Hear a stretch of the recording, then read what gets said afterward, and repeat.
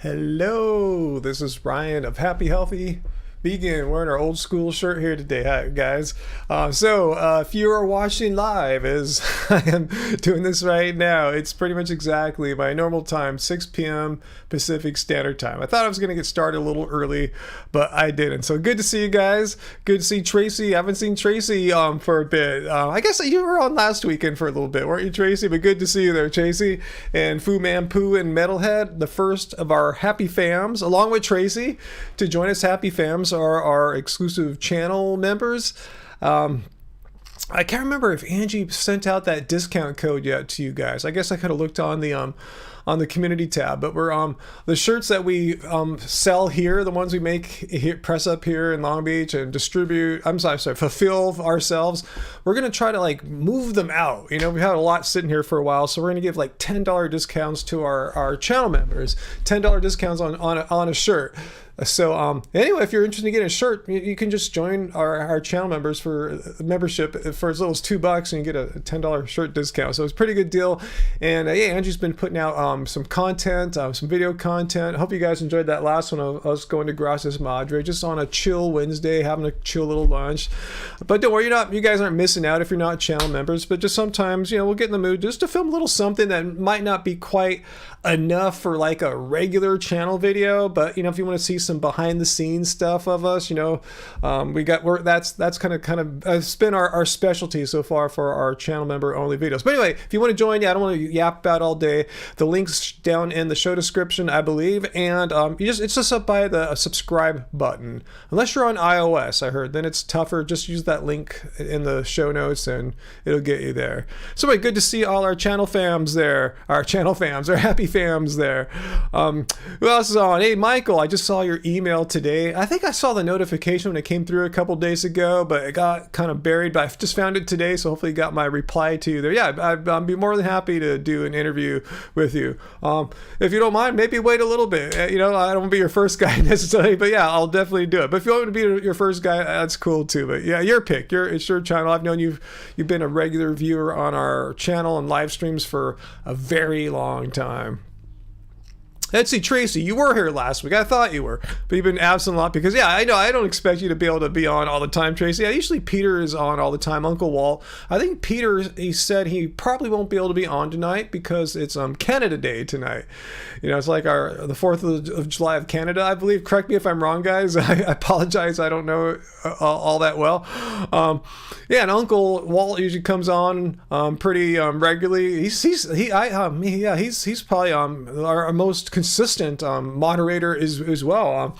But yeah, just stay as long as you can, Tracy. I'll appreciate your presence here, and I always appreciate how more than any other moderator, I think you're giving people in the comments good tips, advice. Often when I'm not seeing their comments, you're able to respond, so I appreciate that. Your advice is always solid, and 100% agree with what you say. Let's see who else is here today.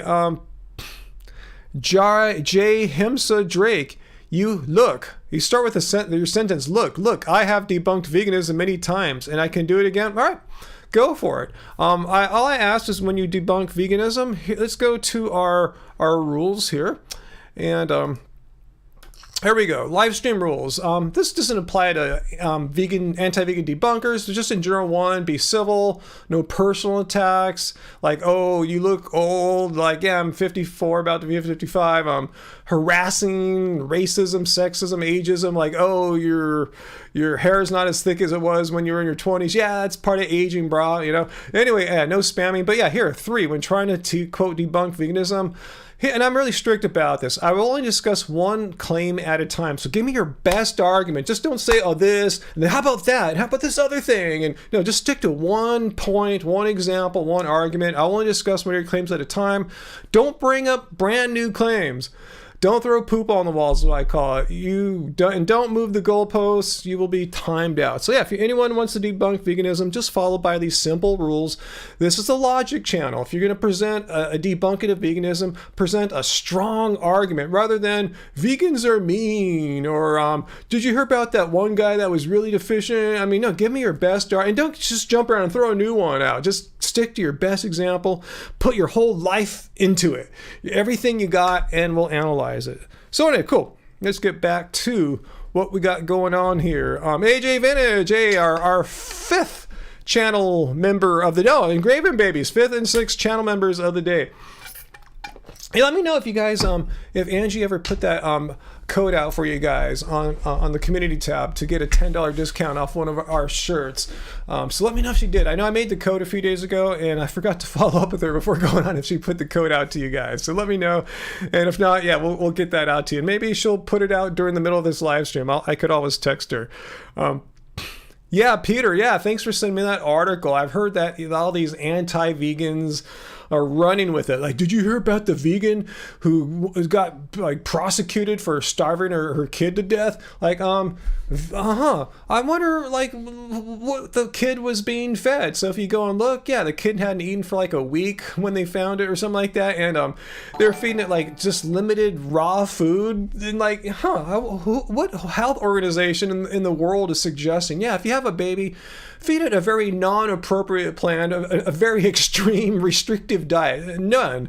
Just these weird people are starving their kids, and you could do that on any diet. You could starve your kid in any way. So this has nothing to do with veganism. Just so happens they weren't eating any animal products, but that doesn't mean it's the vegan diet. It was a vegan diet, just like eating at McDonald's every day is a non-vegan diet, a version of a standard American diet, but you know, that's not like what's recommended or even typical. Yeah, such nonsense that anti-vegans have to stoop to some bizarre example of some irresponsible, irrational parents starving their kid intentionally and just feeding it only like raw stuff. You know, that's not to say raw is going to starve your kid, but it sounds like it was a combination of not only just raw but extreme calorie restriction. I don't know, did the baby need to fast or something? Anyway, that's just ridiculous. Okay, you guys didn't. Peter says you didn't see the discount code yet. Okay, we'll get that too, because that's one of the perks for doing our channel, little discounts for our members. I need to make a poop ball theme song. Did that person come back yet? I'm looking. Let's see. Let me know. No, that person has not come back. Maybe they're really typing something really thoughtful, and I would appreciate that, because you know what I see week after week after week here with people trying to quote unquote debunk veganism, it just really breaks my soul. About not that they're debunking veganism, just how lacking just basic critical thinking skills. That's why I just started calling it the poop ball, because that's all they can do. So I want someone to do something better than just throw poop at the wall. Give us a good example. Give us a logical argument, or at least seemingly logical argument. We'll appreciate that, you know? So yeah, I don't get bummed that people are debunking veganism. I'm just bummed that they have like no critical thinking skills and they think they're so intelligent. So hopefully this person will break the mold. I'm not name calling this person saying anything about him or her. Just break the mold, shock us. 213 Space Force, how intake B12. You can get it in foods. It can be fortified in, say, plant milks. You could take a sublingual spray. I got one in the fridge right now. It happens to be naturally occurring in some plants, such as duckweed, which I take virtually every day after my workout. So yeah, there's many ways to get B12. Most of you guys probably don't have like Clean Machine Green Protein laying around the house like I do at all times. So for all practical purposes, take a B12 supplement. My preferred is a sublingual spray, but just take your pick. And I'm not a medical doctor or anything like that, but from everything I've read about vitamin B12, it's not a vegan issue, but not getting enough or not being able to absorb enough. It's a people issue. Approximately 40% of all North Americans or people in the United States are either deficient or dangerously low on B12. Let me repeat that. 40%. If you had a group of 10 people out there and you plucked 4 of them, that's how many, 4 out of 10 people. So, and they're not vegan. So just take a B12 supplement unless you get your blood tested regularly like I do, because I'm a freak and I love it. But if you don't know, just take a supplement, vegan or non-vegan, be done. Hey, Sarah Smith. Yo, how's it going? Fumples, I'm here, lol. I'm literally just curious. I don't know if you meant me, but I just asked about that lady in your chat today. Where did it say she starved him for a week? Well, let's just find that article here. I should have had it ready. Peter, are you here right now? Let me see if I have the link to the article you sent me. Hang on one second, guys. If I have it in the wrong browser. Dang. Oh, here it is. Cool. I can find it right now. One second, guys. Let me just get it to the browser where we can all share and see what's going on. So, okay, first of all, here's some opinions of health organizations from around the world that a well-planned vegan diet meets all of your nutritional needs. It's safe and healthy for pregnant and breastfeeding women, babies, children. These are not vegan activist groups or anything like that. These are health organizations from around the world. British National Health Service, all saying well-planned or appropriately planned vegan and vegetarian diets are nutritionally adequate. It doesn't say you can just do any stupid thing that you read on the internet from some freaks and expect you and your baby and your family to be healthy. But let's see what's going on here. Let's see. The pair also had 2 older children who were severely malnourished, had yellow skin and rotting teeth. Didn't occur to them. Maybe they were doing something really irresponsible. She's now facing life behind bars. Doctors had found that he hadn't been fed. Right here. Doctors found that this baby hadn't been fed for a week by the time he died in 2019. So again, let's look at any health organizations that say you should eat only uncooked fruit and vegetables and not feed yourself or your babies for a week. None of these organizations are saying that, because that's completely just insane and irresponsible. So what this person did here, they thought they could invent their own idea of what they should eat based on no science, no health organizations or anything like that. Let's see.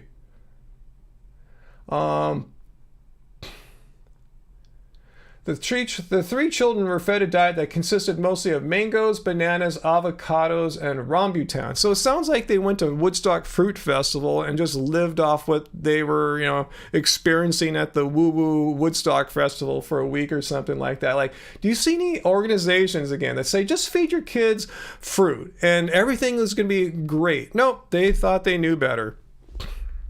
Yeah, 213 Space Force. Yeah, I've had my iron tested and multiple times, and I'll send you a link to my blood test videos. My iron is great. Yeah, my doctor's saying, oh man, I got to worry about your iron because you're vegan. No, my iron is amazing. So here, you can look at all. Here's my if you're vegan and you're eating a vegan diet, you need to have a perfect vegan diet to be healthy. You need to know what you're doing in terms of supplementation and how to meet the nutrient needs that aren't being met through diet. Hey, this is Ryan of Happy Healthy Vegan. So yes, anyway, I must have had a perfect vegan diet, huh guys? Unbeknownst to me, I must have been planning everything perfectly. Not, Anyway, here's a link to my blood test from last year. And you can check them out. Yeah, my iron's fine. Not a problem whatsoever. And I think that anti-vegan person that wanted to debunk veganism may have debunked veganism and I didn't see it.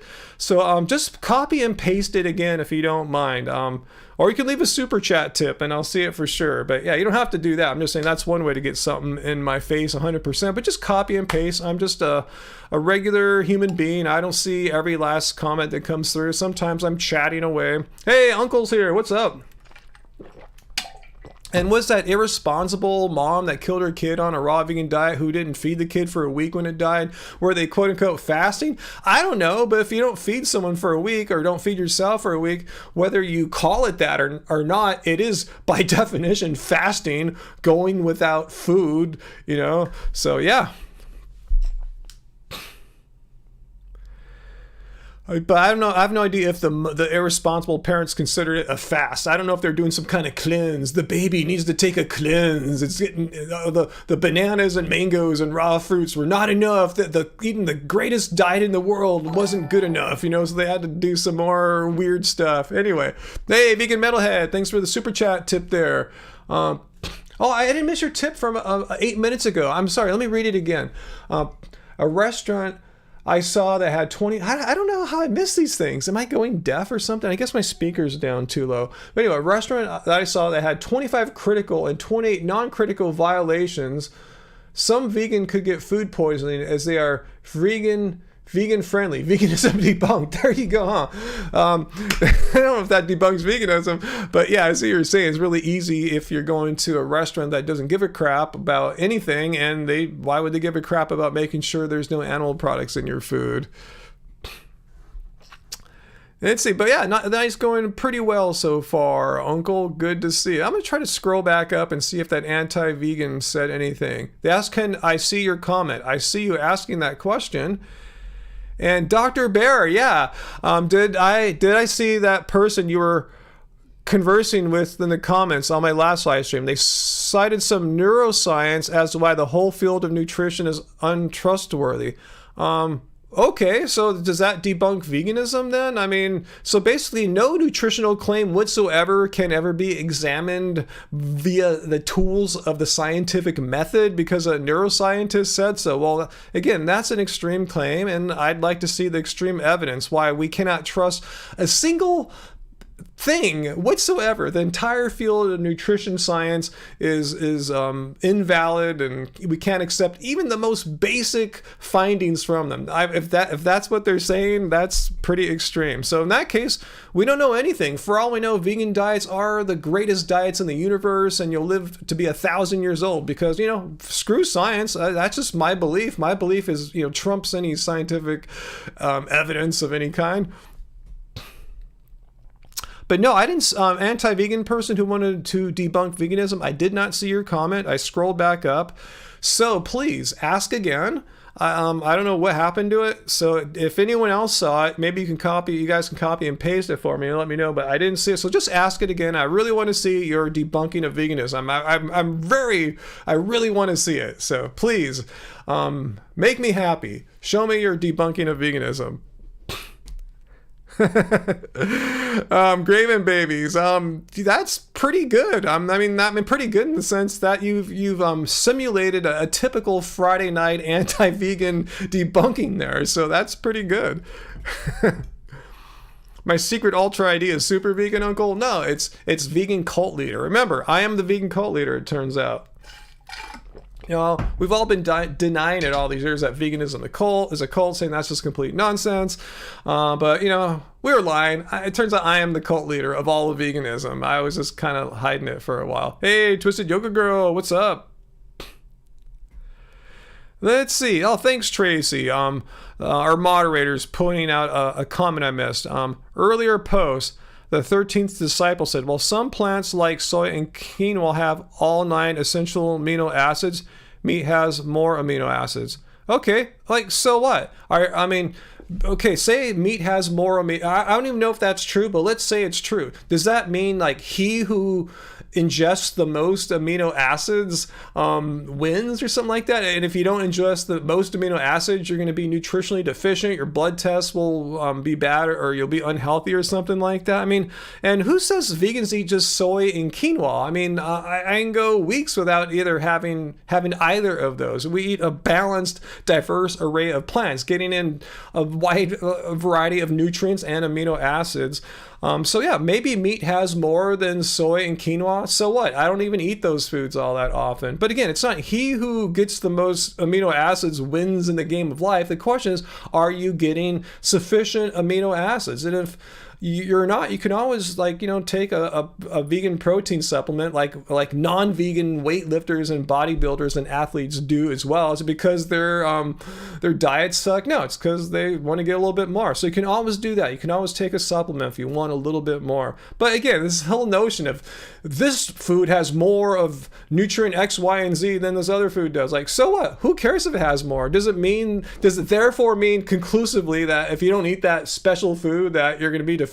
No, it doesn't. It just means you'll get more from that food. Awesome. Glad you're getting so many amino acids. It doesn't mean vegans are lacking. If so, we'd be sick. We'd have no vegan athletes in the world or anything like that. But thanks for sharing that one, Tracy. I missed that. So where is my debunker here? Was that my only debunker of veganism? I thought we had someone who's really said they've debunked veganism many times and they can do it again here. And with an introduction like that about yourself, you know, pumping yourself like that, you better deliver. And I am waiting. I'm eagerly waiting for you to debunk veganism tonight. I'm sure many of our viewers are right now. You got 60 odd people here waiting for you. Okay. Anyway, acid. Who's doing acid craving babies? Oh, wow. Yes, all hail our honorable cult leader. That is me again, guys. I am the vegan cult leader. It turns out, after all these years of denying it, not just me, but every vegan has been denying it, but I am the cult leader. Anyway, the person never responded, huh, Tracy? What's up with that? They come here talking a big talk, saying how they've debunked veganism on multiple occasions, and this is a great opportunity to do so, and they've disappeared. I didn't time anyone out. We didn't ban anyone. So please, if you're getting your thoughts together, get it out and press the hell out of all of us.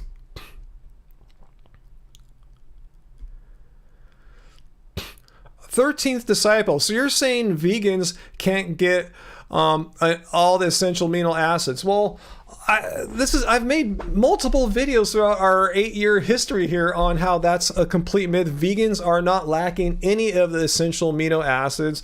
And if so, again, let's take a look at some position papers of, say, health organizations from around the world, and none of them are, again, their reputations are at stake. If they're giving out advice that will make people who adhere to this advice, if it makes them ill or kills them, this would be a stain on these organizations' reputations. And none of them say if you're vegan, you're going to be lacking in essential amino acids. A well-planned vegan diet can meet all nutritional needs. It's safe and healthy for people in all phases of life. And that's the Dietitians of Canada, not a vegan activist group. They're not comprised of vegans or anything. The British National Health Service, a very non-vegan organization, once again, with good planning and an understanding of what makes up a healthy, balanced vegan diet, you can get all the nutrients your body needs. You understand the word all? And the words, the nutrients your body needs, all the nutrients your body needs. So you can say that we're deficient, but these health organizations disagree with you. I have not had any animal products in well over 11 years, and I haven't deteriorated or degenerated or anything like that. Today, actually, at the gym, like a month out from being age 55, I threw down some dunks with small balls today. 1-footed and 2-footed dunks, if that makes any difference to you guys. They're very different as far as the techniques involved in jumping. Anyway, not too bad for an 11-year protein deficient guy in his mid-50s. You know, again, if I were so messed up from not getting enough of this magical protein that's found only in meat, all these great amino acids, I should be like sick. I should be decrepit and barely able to walk, rather than be able to work out every day. I have a gym in my garage, going to the gym, throwing down dunks. When is this protein deficiency gonna kick in? I'm just waiting. Like, look at. You know, I'm not even trying to like get beach muscles or anything like that. You know, but my muscles haven't withered away or anything like that.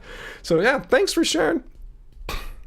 Oh, you're joking now. You got a knee injury while you're vegan. Now I know you're joking. That's a joke, right? I mean, yeah. Now we know they're joking, because if you're not, you know that there's athletes and non-athletes every day who get injuries of all sorts of parts of their bodies. So thanks for playing with us here. That was a joke. What's that, Dr. Bear? The funniest moment was when the person dissed blue zones as why the science is untrustworthy. You checked the Academy of Nutrition Dietetics paper and it didn't even include the word blue. Yeah, they don't mention the blue zones in the Academy of Nutrition's Dietetics paper that I recall. I mean, and not, at least not in the abstract. And I haven't read the entire paper in quite a while. But yeah, you can search for the word blue. It doesn't even mention the word blue. So yeah, I mean, blue zones are really kind of irrelevant. They're just a nice side thing to mention, that these people that live so long really don't eat boatloads of meat day in and day out. You know, they're doing just fine. But that's not an argument for veganism. It just shows people on low meat diets tend to live longer than you would think, longer than the average person does. Tracy, our moderator, broke her ankle when she's an omnivore. Well, you just debunked our omnivorism, right, Tracy? That proves it. You know, if you broke your ankle while you were eating meat, well, eating meat didn't protect you, right?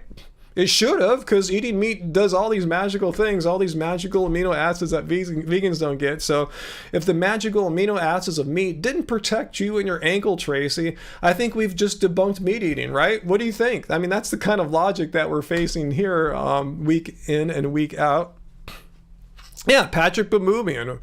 Yeah, explain him. People say he's on steroids. He's vehemently denied it. It's just an easy cop-out for people who aren't as genetically gifted as he is and train as hard as he is. They think, oh, how come he can do it? He's vegan. Well, he's genetically gifted and trains like a mofo. You know, so yeah, it's just dismissing someone as being on steroids just because you can't get what they've got is just disingenuous and jealous, I think. Also, Tracy was attacked by a dog when you're an omnivore. What should we conclude about that, Tracy? That omnivorism, eating meat doesn't protect you from dog attacks? Yeah, Griffin Babies twisted her ankle when you eat animals. Yeah, I think that person is joking now, because that's such a silly thing that they hurt their knee while they were vegan. I mean, yeah, I got a 2nd degree ankle sprain when I was non-vegan, you know? There you go. I haven't, and since I've been vegan, I haven't had any serious ankle injuries, and I'm way older now. That 2nd degree ankle sprain was like I don't know, somewhere around like 2006 or something like that. You know, like 4 years before I went vegan. You checked the whole paper, huh, Dr. Bear? No mention of blue zones? Yeah, I didn't recall any mentions of blue zones in their papers. It seems kind of irrelevant. You know, they're, again, the Academy of Nutrition and Dietetics position paper is based on science, peer-reviewed science and government publications, not so much as like, anecdotal things like blue zones, but they can mention it if they stipulate it as this is non-science, but here's something else anecdotally that kind of supports what we're saying. But anyway,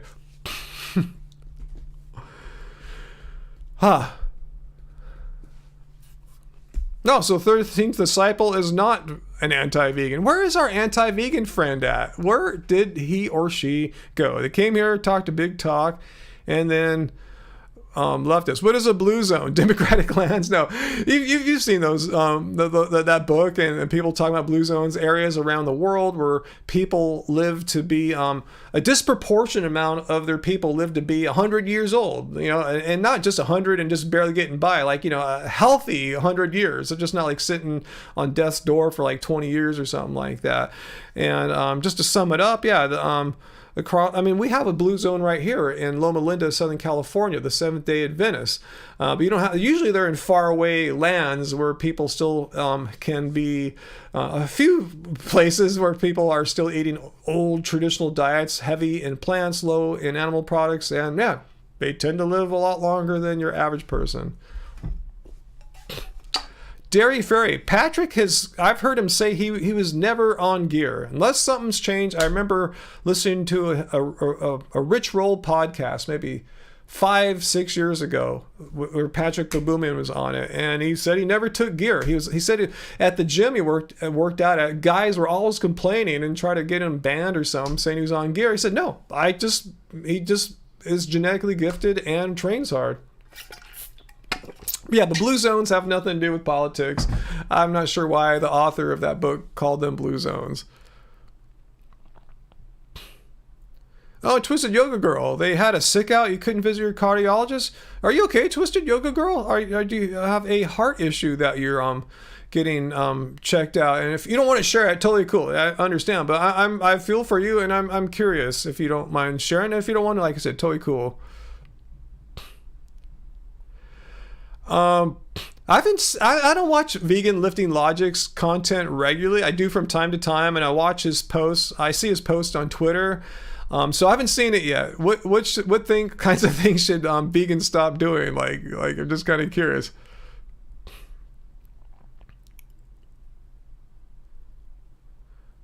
Low blood pressure, bradycardia. I haven't even heard of that. Yeah, I'm not a medical doctor, health professional. Yeah, I don't know what that is, but yeah.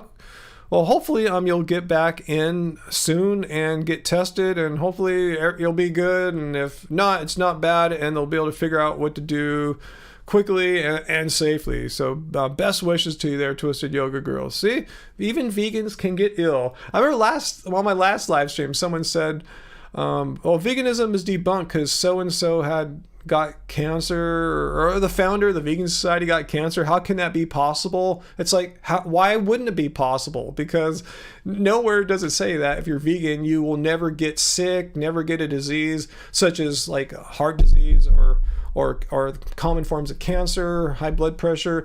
It says your risks are reduced. It doesn't say gone. Do you understand what the difference of reduction of risk means versus complete absence of any risk whatsoever? No one is. I mean, anyone could get sick. It just, vegans are just statistically less likely to have those conditions I just mentioned there.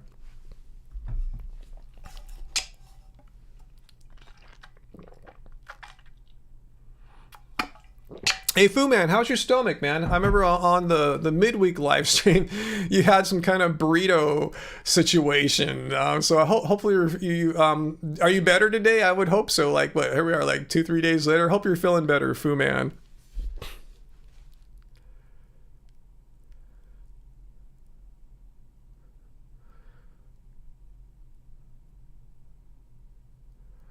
Okay, Fumples. The vegan debunker guy is gone. Yeah, the person came, talked a big talk, pumped up their powers, and disappeared like Houdini? I don't know. Anyway, you're the only one here with questions, unfortunately. Well, ask a question, but make sure it's a good one. I mean, we're not going to devote all day just to your vegan, anti-vegan sorts of questions if that's what you have. But if you have a really good question or something that debunks veganism, ask. Let's hear it. Let's hear what you got. Since as you claim, you state you're the only anti-vegan person here with questions, so have at it. Let's hear what you have to say.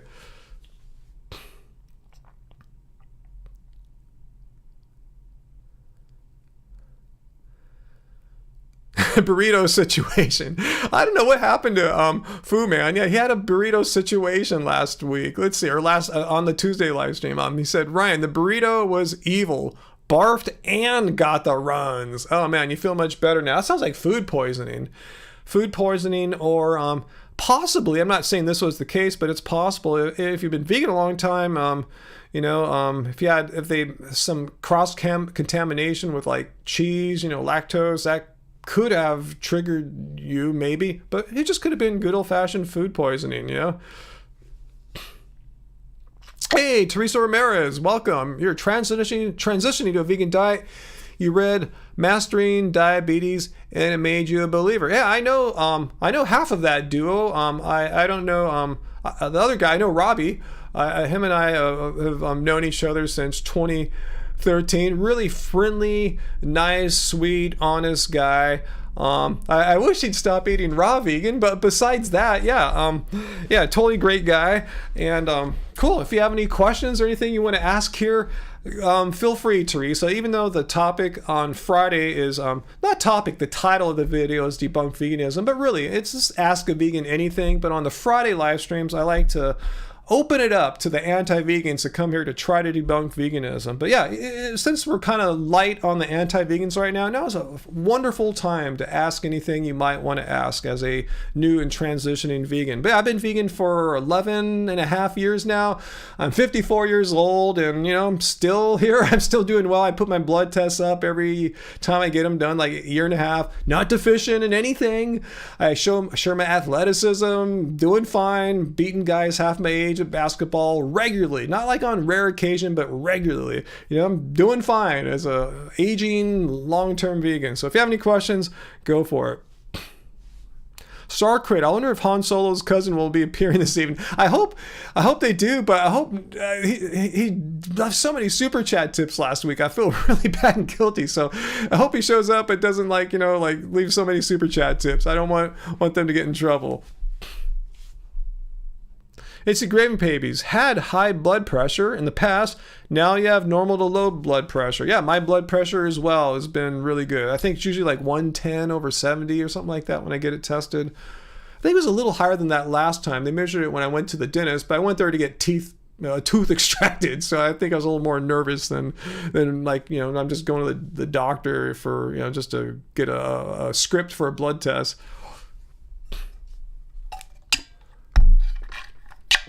Fumpus. Let's see. Am I missing something here, Fumples? I'm not reading your messages. Unfortunately, Law, you've copied and pasted the same question a lot so far. Well, let me scroll up and try to find your question. Okay, I found your question there, Fumples. So let's get your question up onto the wall, and we will analyze it. Okay. All right, 1 second here as we go to the wall. And we will see what you have to say here. See if it's a debunking of veganism or just a question. But it sounds like you want to debunk veganism, so that's why I'm putting you up on the wall here. Okay. Happy Healthy Vegan. And also, how apparently, I must have missed, how are there amounts of nutrients you get from veggies and fruit is much lower than you can from meat, due to, say, being more bioavailable? I must have missed something before that. Let me see if I could find something before that. I don't see what else you said, though, but let me see what you're saying.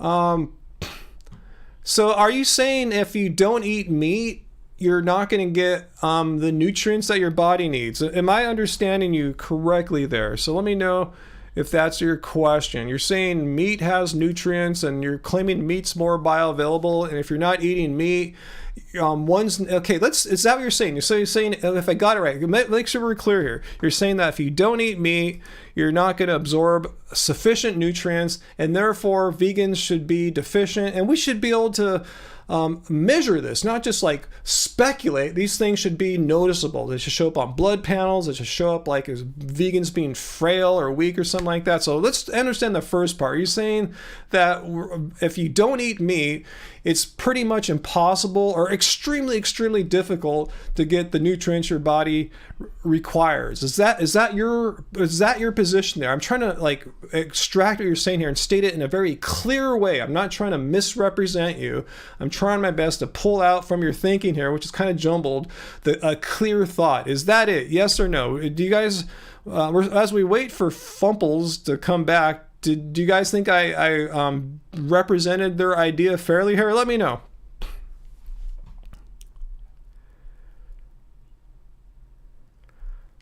The two experts on Joe Rogan. Oh, let me ask you, is this one of the experts on Joe Rogan that you saw here? Let me go there really quickly. Speaking of Joe Rogan, tell me, is this one of the Joe Rogan experts you saw? If you're vegan and you're eating a vegan diet, you need to have a perfect vegan diet to be healthy. You need to know what you're doing in terms of supplementation and how to meet the nutrient needs that aren't being met through diet. Hey, that pretty much kind of sounds like what you're saying there, right? One of these experts on Joe Rogan. So is that your position basically, what Chris Kresser said on the Joe Rogan podcast? Is that what you're saying? I don't think they're calling Joe Rogan an expert. I think this person is saying that the experts were on Joe Rogan, because Joe Rogan is not an expert. So please let me know if that's what you're saying there, what Chris Kresser just said there. Is that your position?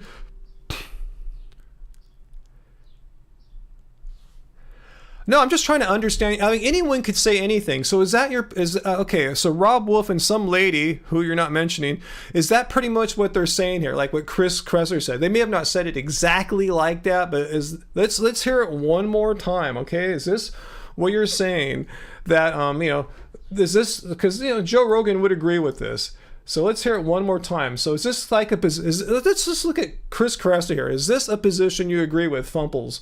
Do you agree or disagree with what Chris Kresser is saying here? Let's hear it one more time. If you're vegan and you're eating a vegan diet, you need to have a perfect vegan diet to be healthy. You need to know what you're doing in terms of supplementation and how to meet the nutrient needs that aren't being met through diet. Hey, this is Ryan of Happy. Not meet the nutrient needs that are not... To meet the nutrient needs that are not being met through a diet devoid of animal products. So basically that seems to be what Rob Wolf believes. Do you believe this too? Is this what you believe? That's what I want to know. Heard it on Bro Rogan. Therefore it must be completely accurate, because Rob Wolf, and again, Rob Wolf, he's not a medical doctor. He's not a nutritionist, a licensed dietitian, dietetics expert. He's a blogger, right? And correct me if I'm wrong. I don't remember him being a health, any kind of like learned, studied, licensed, qualified health professional. But you heard it on Joe Rogan because he's an expert, because he has a blog and he has a lot of followers, Rob Wolf. So anyway, let me know, Fumples. If basically, once again, is that position that Chris Kresser articulated there pretty much spot on to what you heard on Joe Rogan and you agree with? Yes or no? Because yeah, I'm not going to go find the Rob Wolf show or episode right now, but I have the Chris Kresser one up on my screen right now. We could sink our teeth into that. Yes, Sarah, hit the like button if you love Ryan, or even hit the like button if you just like Ryan.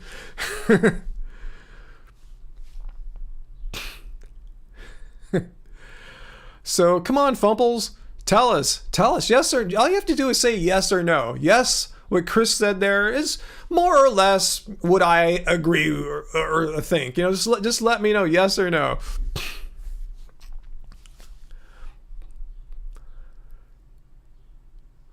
Yeah, Sarah, you don't hate Joe Rogan, but his views on nutrition are totally effed up. Yeah, when he talks about other topics, he's not as bad. Unfortunately, I never watched his show until I started hearing about what he's saying about vegans, so I had a really bad perception of him. But I watched a few other episodes, and they're not as bad. When he talks about veganism, it's about as bad as it gets, as far as being fact, anti-truth, misinformation, nonsense. And when he talks about other topics, he's not as bad as that. So where's Fumples at? Don't laugh at Fumples, AJ Vintage. That's their name, you know? Maybe they're born with the name Fumples, right?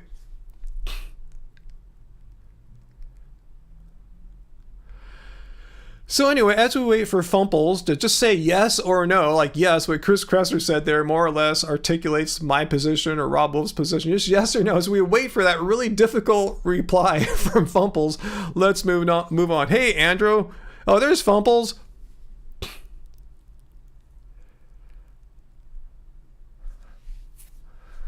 Okay, I don't know why you're talking about Chris Kresser, because I happen to have Chris Kresser queued up right there. That's why. And I know Chris Kresser is one of the many anti-vegan experts, nutrition experts, self-proclaimed experts that Joe Rogan has had on, like Rob Wolf. Yeah, I don't have Rob Wolf up on my screen right now, but I had Chris Kresser because of some other earlier question that someone else asked. So, but I mean, they're pretty much saying the same thing, Rob Wolf and Chris Kresser. So I'm not sure why you just can't say, yeah, what Chris Kresser said there. I mean, let's hear it one more time. Just tell me yes or no. Do you basically think what Chris Kresser here is right? Like, is this kind of like if you're a vegan and you're eating a vegan diet, you need to have a perfect vegan diet to be healthy. You need to know what you're doing in terms of supplementation and how to meet the nutrient needs that aren't being met through diet. Hey, this is Ryan of Happy Healthy Vegan. So yes, as far as Joe Rogan, what are you saying there, Andrew? Or who is it, Oliver? The only thing interesting Joe Rogan does is when he talks about DMT. I think his DMT stuff's boring. Listen, like like original pioneers in DMT, like Terrence McKenna. Find some Terrence McKenna talks on YouTube. I don't know, there's too many videos, but you hear him talking about DMT. A very educated, learned person. He's traveled to the Amazon before it became a trendy thing. I'd rather much hear Terrence McKenna talk about DMT than Joe Rogan. But anyway, that's just my opinion. If you like Joe's spiel on DMT, more power to you. Totally cool.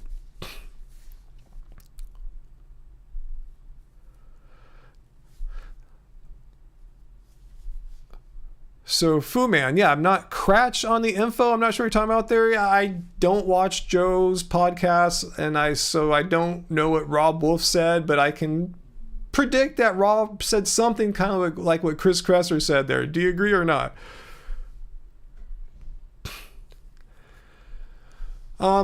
Fumples, do you know about bioavailability? Are you a nutrition expert? Are you a dietitian, Fumples? I know where you're going. You're going to try to argue, as many anti-vegans do, that the bioavailability is different between meats and plants, and let's just say that's true, okay? And we talked about this earlier tonight already. Let's just say that what you're saying there is 100% true. I'm not going to dispute it. I'm not sure if it is, but let's just say it is, okay? Let's assume what you're saying there. You can absorb more nutrients from meat than any plants out there in the world. Meat trumps every last plant on this planet, okay? Let's just make it as strong as possible. I'm being as charitable as I can to your position here. So does that mean, therefore, if you're not eating meat, you're not going to get enough nutrients from plants? No, just means you may get more. But again, like I said earlier, this is not a race. It's not like he who or she who absorbs the most nutrients wins the game of life or nutrition. I mean, as long as you're getting the nutrients your body needs, who cares if you're getting more than that on meat? Like, say you get like an extra 30% or 50% or something. Like, so what? Is that going to translate into objective, better measurements of health or something like that? Is it going to make you a better athlete, or your blood test going to be better or anything like that? So yeah, sure. So let's say meat is more bioavailable than plants. Does it mean vegans will necessarily be deficient in vitamins, minerals, nutrients? No, it doesn't mean that. If that were the case, then health organizations wouldn't be making claims like the Dietitians of Canada or the British National Health Service or the American Dietetics Association, et cetera, saying appropriately planned vegan diets, meaning you're eating a broad or a diverse array of foods, not doing something stupid, and not starving yourself, not fasting, eating enough food, enough variety of food. You're going to get all the nutrition your body needs, even if it might not be as bioavailable as your meat and stuff. Who cares? It doesn't matter. It doesn't mean just because one is more bioavailable than the other doesn't mean the less bioavailable option is going to not produce sufficient nutrition for your body's needs. And okay, I'm not even saying I agree with your assertion there about bioavailability. It's said, even if it's true, these facts still remain that appropriately planned vegan diets have been determined by reviewing all the relevant scientific information out there at the time. And these positions do evolve over time. They restate it, and they've never said, "Oh, we were wrong." You know, turns out that guy on Joe Rogan, that Rob Wolf guy, he knew something that none of the scientific papers knew, and vegans just don't get enough nutrients because meat has more bioavailability. So you understand the point there, Fumples. Just because, and I make this argument with raw vegans too, because they like to say when you cook food, be it meat or plants, you're destroying some of the nutrients. So if you eat only raw, you're getting more. And again, there's nowhere written that he or she who gets the most nutrients wins. So say we knock off like 10-15% of the nutrients when we cook our food. That still is enough, or else we'd all be sick and dead and deficient, right? So just remember, anyone who says that you got to eat nutrient-dense foods is full of crap, because you don't have to. You're still, if you eat a balanced, sensible, plant-based diet, you're going to get all the nutrients your body needs. Again, this is not my opinion. I'm just repeating and reading here what health organizations from around the world who are not vegan activists or anything like that are saying. Not even Chuck Norris can debunk veganism. I agree with you 100% there. Not even Chuck Norris, the great Chuck Norris, the powerful Chuck Norgan.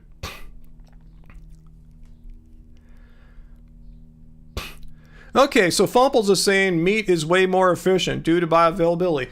Great. If you want to eat the least amount of calories possible, say you want to be super skinny or super ripped, maybe they're right there. But it doesn't mean that people who eat a balanced, sensible vegan diet with enough calories to satisfy their body's needs, it doesn't mean that we are not going to get the nutritional just the nutrition that we need from our food. It doesn't mean that. Yeah, I guess you eat the same amount of calories in meat, you might get a little bit more, but does that translate into better health outcomes?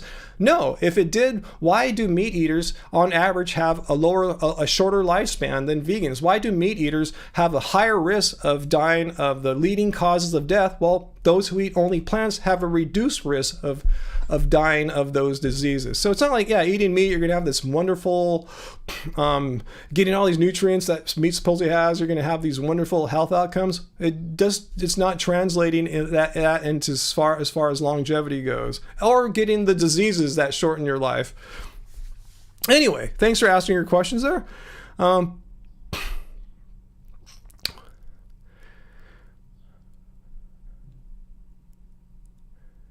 All right, so what did I miss in my whole rant there? I missed a lot of stuff, so I apologize. So if anyone asked an important question, ask it again. Unlike Fumples, who cannot copy and paste for whatever reason, copy and paste your question, and we will have a look at it, hopefully. Abel, do me and Angie add salt and oil to our food? No. I mean, maybe on super odd, rare occasion, we might saute something in oil, but I can't remember the last time we did that. I mean, we usually water saute. So yeah, typically like 99.999% of the time we don't. Like say in either of our Happy Healthy Vegan cookbooks, yeah, we don't add any oils. I don't recall adding any salt. I mean, you're welcome to if you really like those things. You know, it's not like gonna destroy the recipes, I suppose. But yeah, we personally are not like huge advocates or even minor advocates of salt and oil for a variety of reasons. Graven babies. Yeah, I'm with you, Graven. I didn't get into veganism because I wanted to live forever. I got into veganism because it's wrong to exploit animals. It's wrong to be cruel to animals when you just eat plants and not have to purchase and support those inherently cruel industries. Yeah, I just want to be kind to animals along with people. Well, people who deserve kindness. Yeah. And Graf van Kartoffel. Yeah, if you want to be a junk food vegan, totally cool. It's, again, veganism is not a diet. It's not a health movement or a health thing. People who get into veganism for health reasons, as we saw, like, say, in the Faunalytics study paper, those are the ones that are most likely to leave because they don't care. Oh, I thought I was going to go vegan and have perfect health because some guy or girl on YouTube in a bikini told me that. And when they find out they don't get perfect health or get the weight loss or whatever they thought they were going to get from a vegan diet is not a weight loss diet, then they switch to something else. I'll try keto next, meat eating keto, not a vegan keto. I'll try whatever trendy thing. Yeah, powered by plants. Why isn't fiber considered an essential nutrient? Huh, good point. Yeah, why seems like something you need to have. But anyway, I'm not a nutritionist, so I am not able to answer that one. I'm just putting the question out there like you are. Yeah, meat has 0 fiber. Enough said.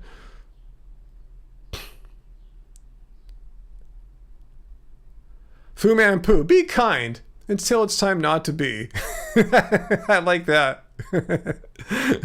That's funny. Cult leader Ryan is always right. You got that right, Daniel. Repeat. Cult leader Ryan is always right. Just friggin' kidding, guys. I'm not an egomaniac. I'm not a cult leader.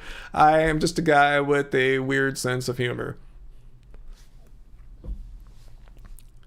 It's the angry vegan. Yeah, I think the plants feel pain argument, which has been popularized by none other than Joe Rogan.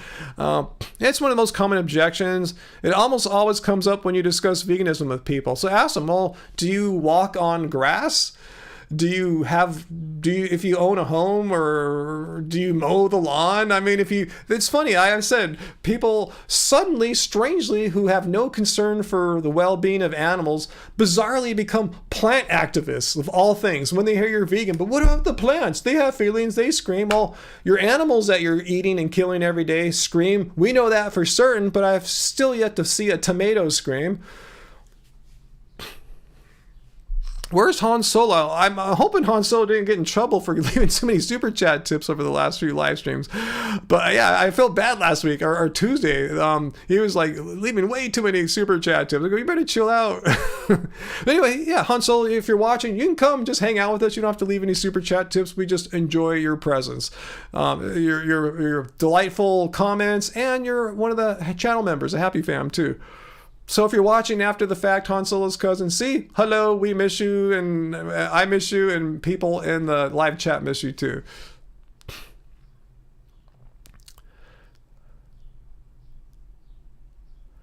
Let's see. Tracy, where are your Nikes and your tracksuit? What's going on, Tracy? What are you going to do? Han Solo's channel. Let me see if I can, if I have that video up still, and I'll paste a link to it. Let's see. God, you guys can't see all my weird tabs I have open right now. I don't have the link to Han Solo's channel anymore. It wasn't Han Solo's cousin. Well, actually, let me look. I might be in the wrong browser. No, I don't have I don't have the link. Oh, the uniform, Tracy. That's what you're talking about. The cult uniform. Yeah, I'm still working out the official vegan cult uniform. So I will let you guys know what clothing you must wear at all times as a vegan, as a member of the vegan cult. So I will tell you shortly. Me and Angie will tell you. Hello, a vegan named Wayne. How are you? Yeah, fireworks scare animals, guys. Yeah, we hate 4th of July. I mean, we've always hated it here. It's loud. The animals get freaked out. The people get freaked out. If an animal's sitting on my lap and here's a firework, the claws come and cut me up. And then they go running and hiding. It's, yeah, 4th of July just is complete chaos and hell here. We don't go out and have fun. We just stay home and keep the animals calm. That's the best thing we can do on 4th of July.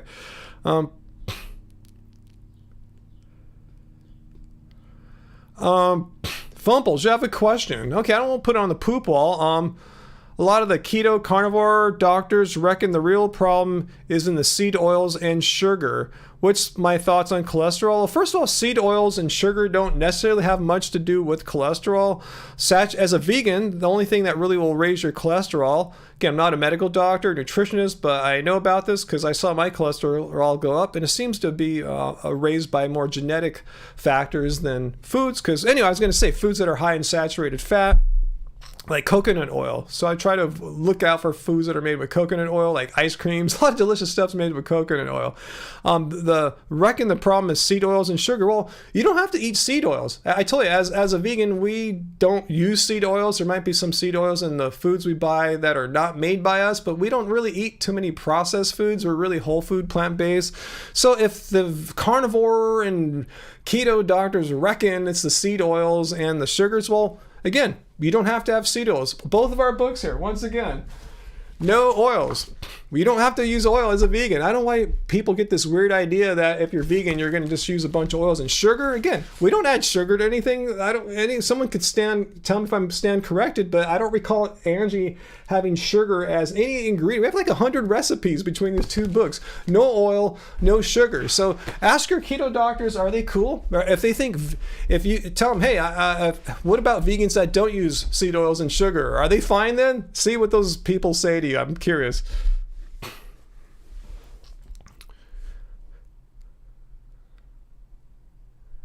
Oh, Tracy, link to the new shirts. Yeah, let me let's go check out the new shirts. That's why we're gonna try to sell out the old shirts here. The new shirts. Right here, merch. Let me refresh it. What we got here.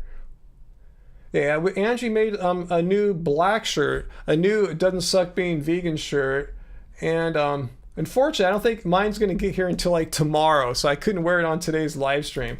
But yeah, I'll give you the link to our new merch store here. You can buy the ebooks on there too. It's merch.happyhealthyvegan.org. Yikes, I got lost here. Where am I? Here we go. Yeah, check it out. merch.happyhealthyvegan.org. Live stream on the 4th.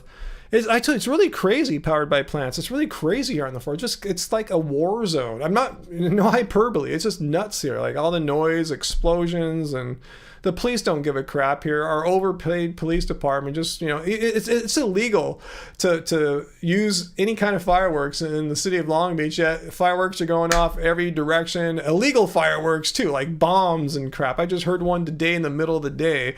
So anyway, it's just complete hell here on the 4th of July. And I'd probably have a horrible live stream, to be honest with you. In fact, I should be out hanging out with the cats, keeping them calm, and that's the main goal on 4th of July, is keep our pets calm. I know many pet owners who get their drugs to keep their pets sedated on the 4th of July. It's that horrible for them. Anyway, yeah, we're not do that. We're just going to try to just pet them and be cool with our cats.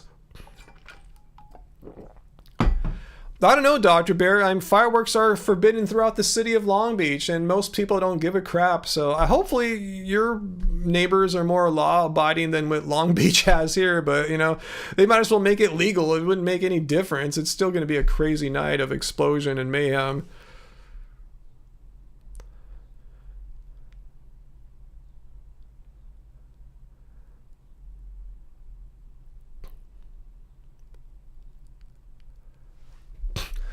No, I'm not being adversarial with you, vegan fumbles. I'm just saying, I'm not sure why you're asking about seed oils and sugar. Again, I don't consume much in the way of seed oils and sugars. So, but as far as I know, again, I'm not a medical doctor. I'm not a research scientist.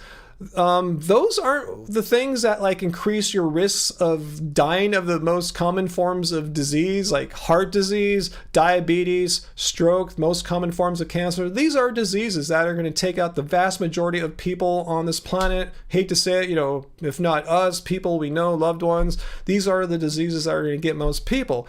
And if you're vegan and you're having sugar and oils, don't quote me on this. Someone correct me if I'm wrong. I don't recall seeing, evidence indicating if you're vegan eating that stuff, you're going to be at increased risk of one of these leading causes of death. But anyway, we don't eat many of those products or ingredients anyway. So if somehow they are, great. Good thing we're not eating them.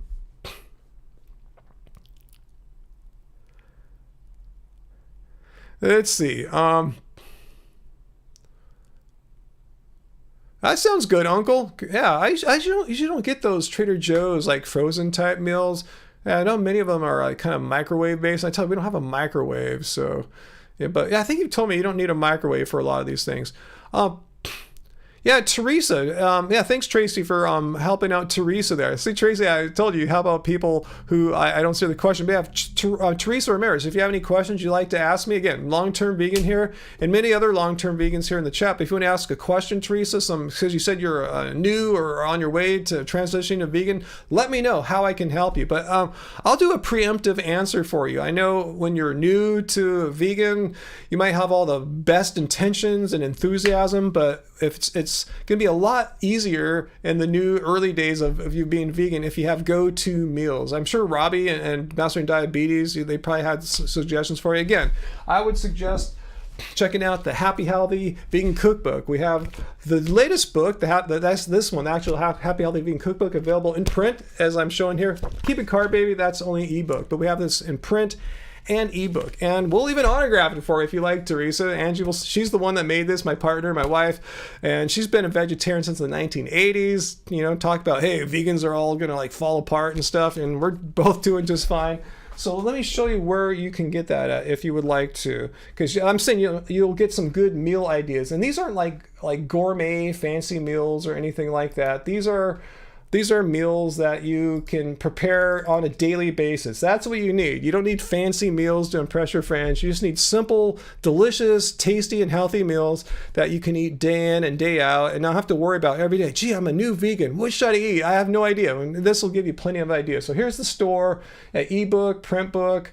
Get a t-shirt if you like. But anyway, let me paste the link down here for you. It's shop.happyhealthyvegan.org, Teresa. So I hope you'll check it out and think about that if you're not already set on the meals. If you already are, awesome, cool. I'm not saying our book's the one and only, the Bible, the tome, or anything like that, but I do know many people who are eating our recipes regularly, and this is the food we really eat. It's not even really a book. I mean, it is a book, but it's really a food diary. It's just like these are the foods we've been eating for the past 5 years, and one by one, Angie, figured out the amount of each ingredients and wrote them into actual recipes, because she wasn't following a recipe; she's just doing it by eye. So anyway, these are the foods we really eat. There's no BS. This is how we live. Some of the recipes in this book we have every week. So check it out. Let's see.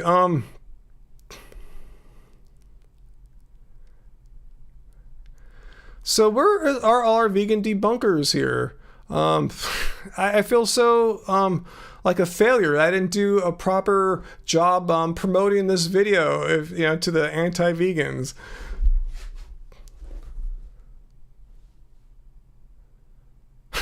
Good point, Star Credo. The way the majority of animals are exploited and disregarded in this country, I can't imagine there would be many pushing for noiseless fireworks at any point in the future. Great point, yeah. That's funny, VLAM. Good to see you, VLAM. I don't think I said hi to you tonight yet, VLAM. My bad. Good to see you there.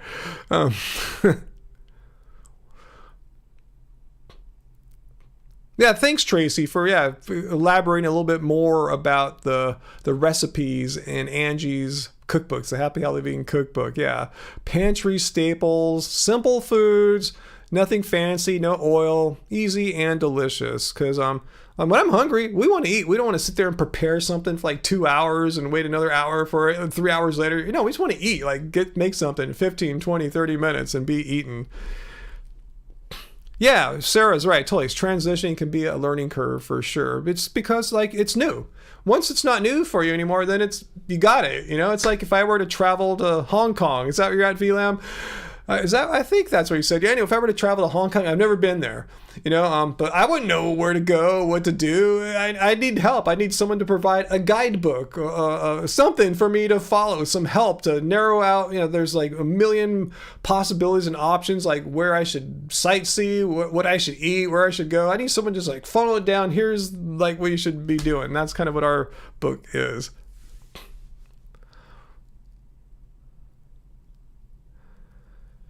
Yeah, it's a good idea. If anyone wants to post a transitioning tip for Teresa, that's my big tip. Just make sure you have go-to meals that you can start eating now, you know? So it's not going to be like a weird experience. Every like, oh my God, I have no idea what I'm going to eat.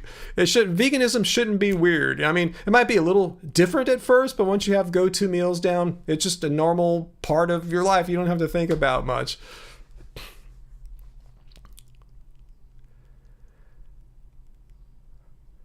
Yeah, that's a good point from Tracy. Yeah, you got to ask when you go to restaurants, especially non-vegan restaurants, ask questions. Say you're allergic to meat or cheese or whatever, rather than say you're vegan. They might not care, but they don't want you to like have anaphylactic shock in the restaurant. So just say you're allergic. But yeah, if something accidentally gets in, move on. It's rare. It's only happened to me like you can count them all and like the times on like one hand, a few fingers in the whole 11 years I've been vegan. And there were not mistakes on my part, mistakes on like communication with the restaurant personnel. I mean, I said everything I needed to, but the information didn't get from like our server to the person who actually brought something and set it on our table. Yeah, good one, AJ Vintage. Eat enough calories. Yeah, don't think of vegan like, oh, I'm going vegan. I'm going to simultaneously switch to a vegan diet and want to lose weight and by trying to eat less. No, don't do that. That's like the worst thing you can do. Don't try to eat less when you're new to veganism. Just do what you've been doing. Eat till you're full. Don't like do something weird like try to undereat or something like that, or else, you know, you can have problems. You know, just don't starve yourself as a vegan. Veganism is not a starvation diet, is what I'm saying. You can eat, you know, regularly, like till you're satiated. Not can, you should.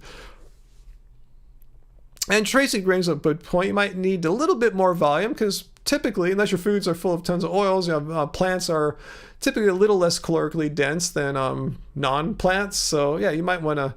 Yeah, that's why you definitely don't want to undereat. If anything, on the side of maybe slightly overeating, but I don't want to really encourage that. But you guys know what I'm saying. Definitely don't undereat.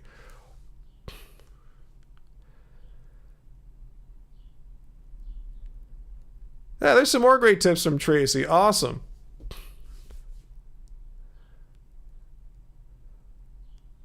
Oreos and Coca-Cola. That's one way to be vegan, right? Not a necessarily great or healthy way to be vegan, but yeah, that technically would fall. That's why I like to say there's no such thing as the vegan diet. You know, there's no such thing.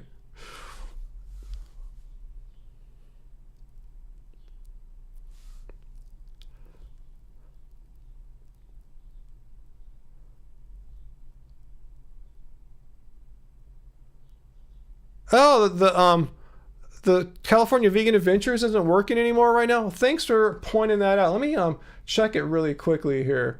Oh,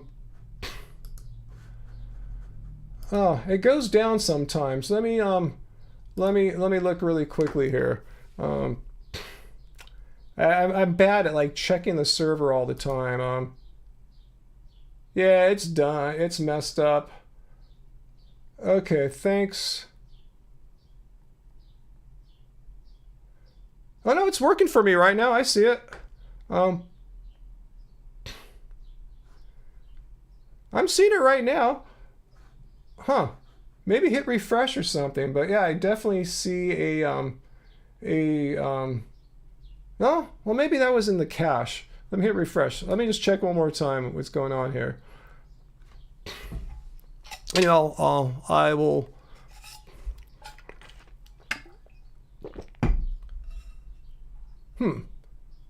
I don't know. It's playing right now. How about can someone else check our other live stream, the California Vegan Adventures, and tell me if they're getting anything? Because I'm seeing something right now, but it does go down. Now it is spinning again. Huh. I see you're saying, yeah.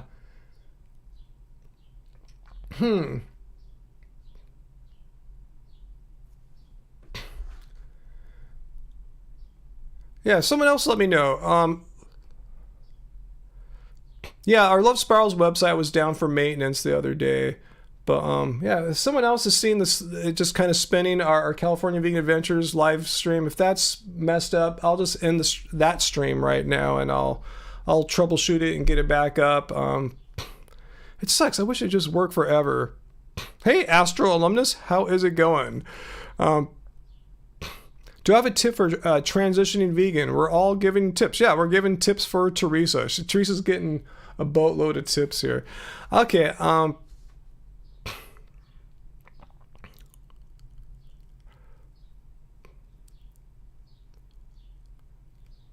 Okay, yeah, California Vegan Adventures looks messed up. I'm going to end it right now. Okay, thanks for pointing it out, guys. All right. Anyway, I'm back fully with our live stream here. Oh, I'll get it back up. I want to add a new vlog to it anyway, so I'll get the California Vegan Adventures back. I'm just down for right now, but oh well, no biggie. Uh-oh, Fu Man, you're getting tired, you're falling asleep. Don't fall asleep on me, man. You gotta stay up. Good point, Tracy, about like the fake meats and stuff. Yeah, they can be great in your transition to veganism, and eat them. But yeah, don't rely upon them. Don't make them like the staple of your diet. A lot of people think, oh, when I go vegan, I have to have like a fake piece of meat at every meal. No, you don't have to. Our books, our cookbooks are whole food, plant-based. There's no fake meats or anything like that. So yeah, eat them. But yeah, just understand they're not like the greatest thing for you, but they can be a great food for transitioning for sure. Oh, cool, Kayla. Thank you for letting me know. We are one of your biggest inspirations for going vegan. Thank you. That means a lot to me. That's what we're about. That's why I do what I do. You know, it's not just to debunk. Hear these weird people try to debunk veganism. It's more so. It's really to get people to go vegan and understand why veganism makes sense, and not to listen to the nonsense from the anti-vegans. Don't listen to them. Angry vegan. I don't know. I don't really give money to homeless people. I don't know if that makes me a bad person or not. So I don't have that issue. DC, I have no idea how many grams of protein I get in a day. I have no idea. All I know is my morning starts off with maybe 40 odd grams of protein, because the Clean Machine green protein I put in, assume I put in a full scoop. Sometimes I don't put quite a full scoop. If I put a full scoop in, that's 20 grams of protein. Then the tablespoon of ground flaxseed, I think, is another 3 or 4 grams. And that's before we get to putting in my bananas, the bananas. That'll add another, like 10 odd grams. It adds up. So that's my morning there, like 35 to 50 grams just from the first meal alone. Then typically like lunch and dinner, we love legumes. We eat beans pretty much every day. So yeah, I've never added it all up, DC. I really don't know.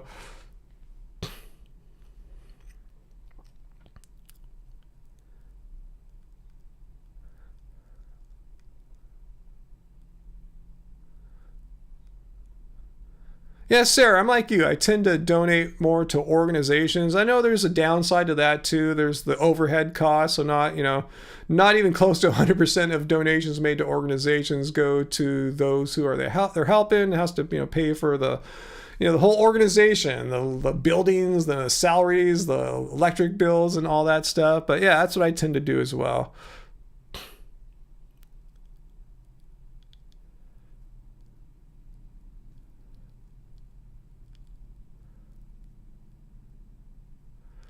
VLAM, if I have an extra $1,000 a month, no strings attached, would I spend it on? Well, to me, that would be, I would just kind of need that to just keep everything going here. You know, it's like we're just barely getting by here. So an extra $1,000 would just go right into the general living fund. So I don't think it would really, change too much. It's like, oh, I'm going to get this or that thing now.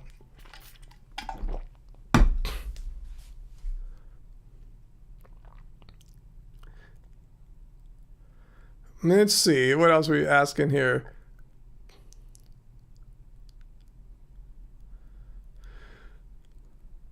Oh, that sounds yummy. Twisted Yoga Girl.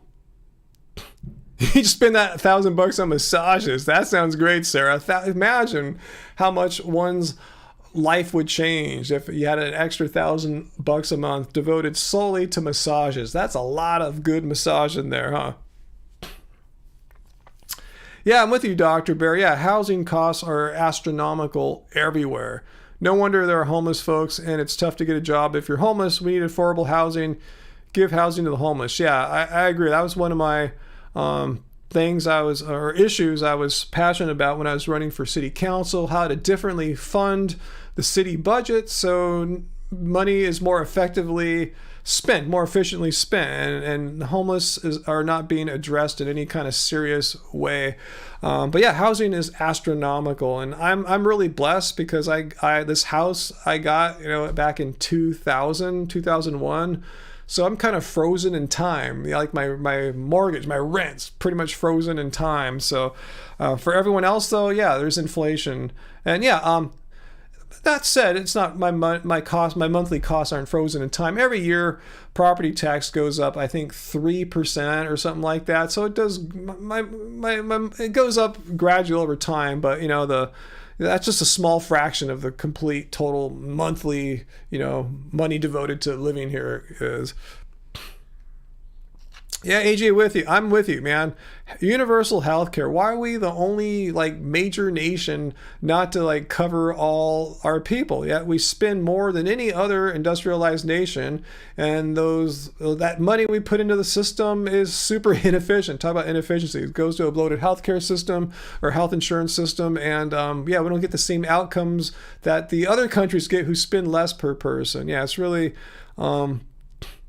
It's really messed up. That's one reason why I'm thinking about maybe in 5 years, 7 years, moving to Mexico. Lesser, sell this house, move to Mexico where it costs a little bit less and you can get pretty good health care at a pretty affordable price there. The health insurance is not outrageous or anything like that. So yeah, anyway, we'll see how it goes, but I'm here for now. Yeah, healthcare in Mexico. I know people that travel to Mexico to get things done, like a root canal, which will cost you, when all said and done, several $1,000s here. You can get it done for a fraction of that in Mexico. It's weird, but people travel to another country. We have great healthcare in the United States, but people can't all get it. So people here go to other countries to get things done, health things done, dental, medical, and the like. Oh, you're in Acapulco, Mexico. Very cheap here. Oh, tell me more, Eddie. Yeah, what am I looking at if I want to get a 2-3 bedroom place in Acapulco? Something nice. It doesn't have to be fancy. I don't need to live like the fanciest neighborhood. Just something safe where I can have my music studio and do my thing. And how much money are we talking there for a place in Acapulco? Acapulco sounds amazing. I've never been there, but it looks amazing. I was just watching a House Hunters International. Another show on HGTV today about where were they at? Puerto Vallarta. I didn't know you can get a condo there for $250,000. That's with an ocean view. Yeah, AJ Vintage. I know. So many beautiful lives dying because they can't afford cancer or diabetes treatments. What kind of cruel nation were we living where people aren't able to get the health care they need because it's unaffordable. I mean, I thought we were the greatest nation in the world, yet we can't insure people so they can get things done that they need, medications they need, procedures they need, treatments they need. It's called Zillow. Well, I have Zillow, and what's the other one I use? I don't think I ever turned it on for Mexico, and I'm just thinking about what does it cost to rent. I don't necessarily know if I want to buy a place in Mexico. You're looking at Mexico City. Yeah, I've been to Mexico City a few times. I think it's just too crazy and big there. I mean, I love Mexico City. Don't get me wrong. It's a beautiful city, great history, great people. I've had some of the best times of my life in Mexico City, but I just think it's too crazy. But yeah, some of the districts I liked when I was there were Condesa and Roma, just to name a few. I could see myself living in Condesa.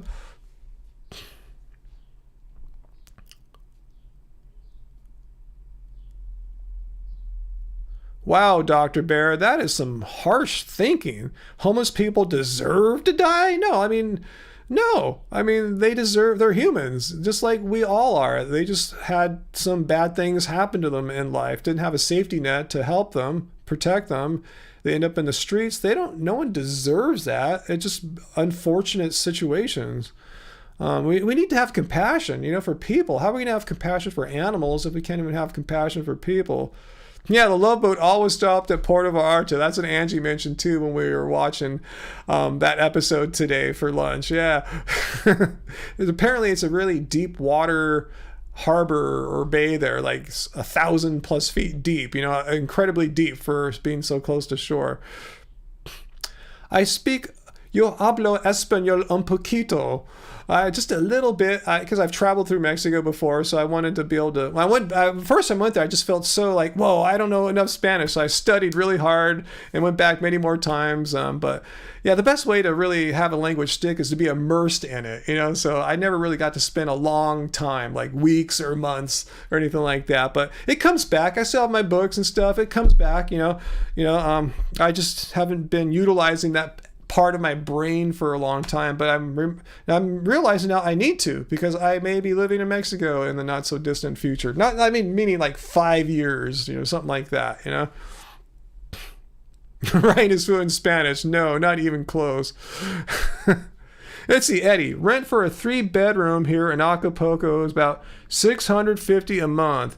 Not many vegan restaurants here. There are more vegan restaurants in Puerto Vallarta. I'll keep that in mind. So what do you think about, Eddie? Let me know. What's your thoughts on Acapulco versus Puerto Vallarta? Or let me know if you have any other...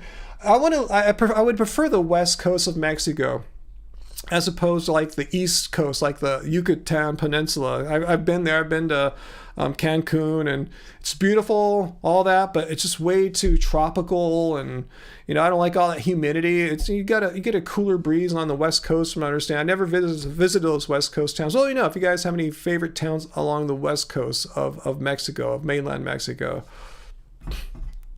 Paquito for you too, Twisted Yoga Girl. Learn Spanish on the marketplace? Oh, that's why, in the marketplaces, that's why I was trying to figure out how to say things like, hey, ¿cuánto cuesta? Just try to, ¿dónde está los baños, por favor? I can do a little bit like that,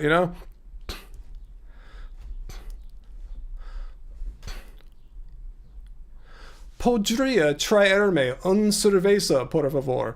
I can try to speak very politely and stuff like that too. Just a little bit though. Like I said, my those parts of my brain I haven't accessed for quite a while. I need to reawaken them, or at least keep them kind of sharp. So when I finally make that move, it ends up being Mexico, I'll be kind of ready. I've never been to Guadalajara. So many times our band was supposed to play in Guadalajara, several times, 3 times, and it didn't end up happening. Copper Canyon, Mexico. Ooh, the Tarahumara Indians. Yeah, that sounds fun. Craving babies. Yeah, you would know in Florida, you never get used to the humidity, never. It just rocked me. I just remember every day I'd go out, my shirt be all moist, and I didn't bring enough clothes when I traveled I was in Mexico City. We did a concert there, and then with the money we made, we took a little vacation. Me and my singer at the time, we traveled to Cancun, just went to Chichen Itza, and but anyway, I just never got adapted to that weather. Even at nighttime, I felt miserable. I go, this is beautiful here. I appreciate being here, but I can't stay here too long. I went to Isla de Mujeres, Palos, very beautiful island off the coast of Cancun. Loved it all. In fact, I kind of felt okay there. It was like a cooler breeze happening there. But yeah, I don't think I can set up long term in the Yucatan. Mainland Mexico, West Coast. I don't want to live in the middle of Mexico as much as I'd love in mainland, main part of Mexico, like Mexico City, Puebla. I love all these cities, but I want to live near the coast. I want to watch the sunset over the ocean like I do here.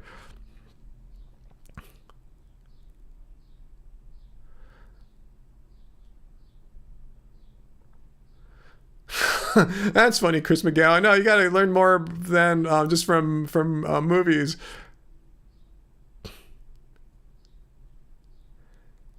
Yeah, I'm with you, Kayla. Humidity just hits me.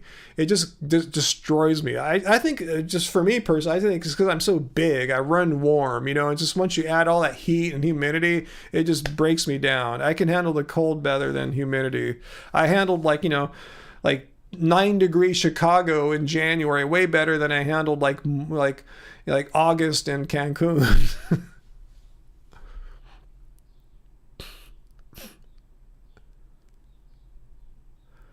Let's see. Well,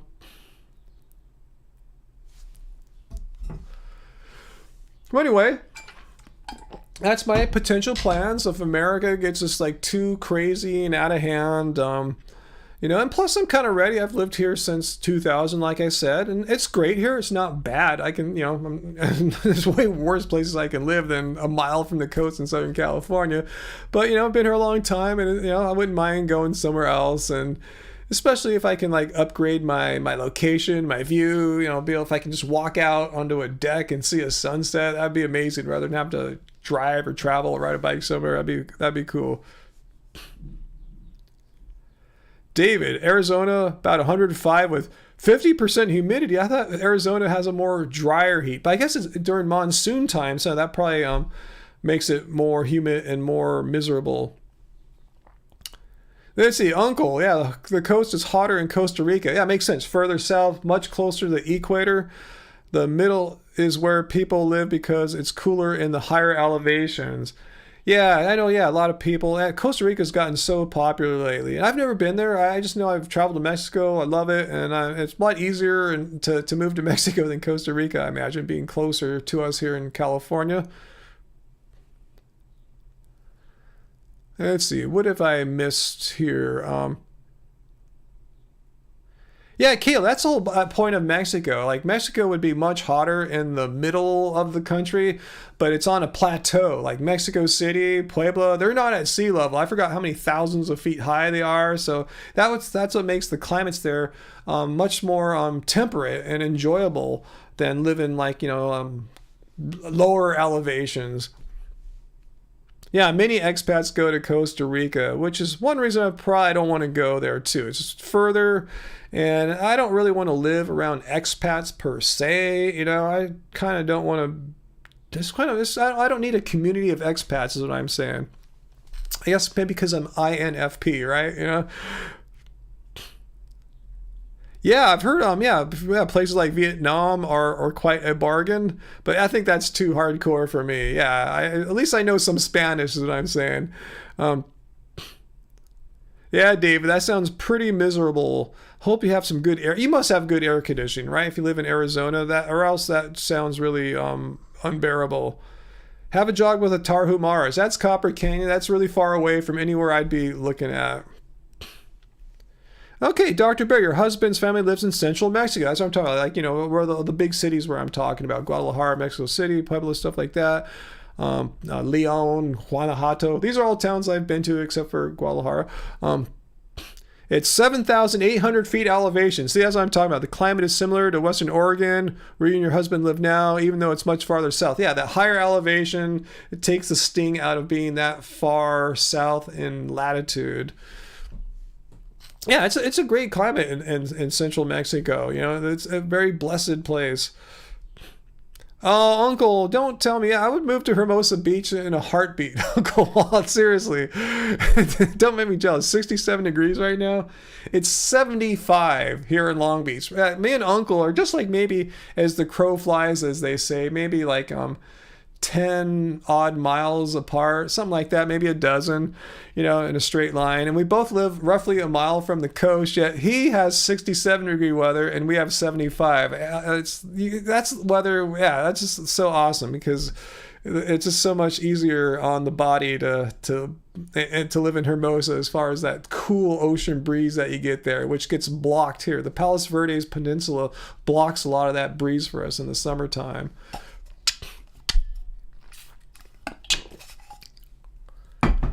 Yeah, Chris. Yeah, temperature is part of the factors. Yeah, another factor is humidity. And are you in the shade? Are you in the sun?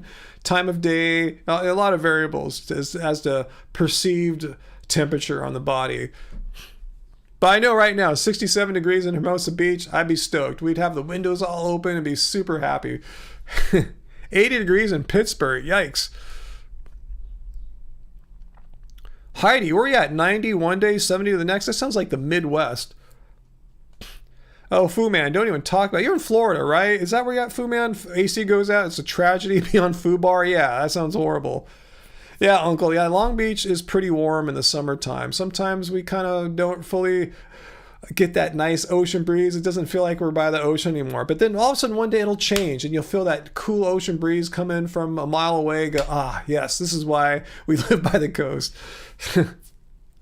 90 degrees in San Diego. Oh my God. Yeah, San Diego is usually a lot nicer temperature-wise than Long Beach. But I traveled there once during a heat wave and it was horrible. And, most places don't have air conditioning and it's just miserable, So, but yeah, San Diego is a lovely, lovely city.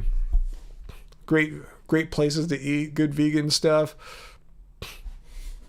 What's up, Dr. Ray? You'd love to live near where your husband's family lives in central Mexico. It's a pretty safe area, far away from the U.S. border. If only you could get an English-speaking math teaching job there. If you don't mind saying, what city, or if it's like a smaller town, what's the nearest like big city to there, so I can kind of get a rough picture of what part of central Mexico you're talking about there. And if you don't want to share that, totally fine, totally cool. I'm just curious if you want to satisfy my curiosity.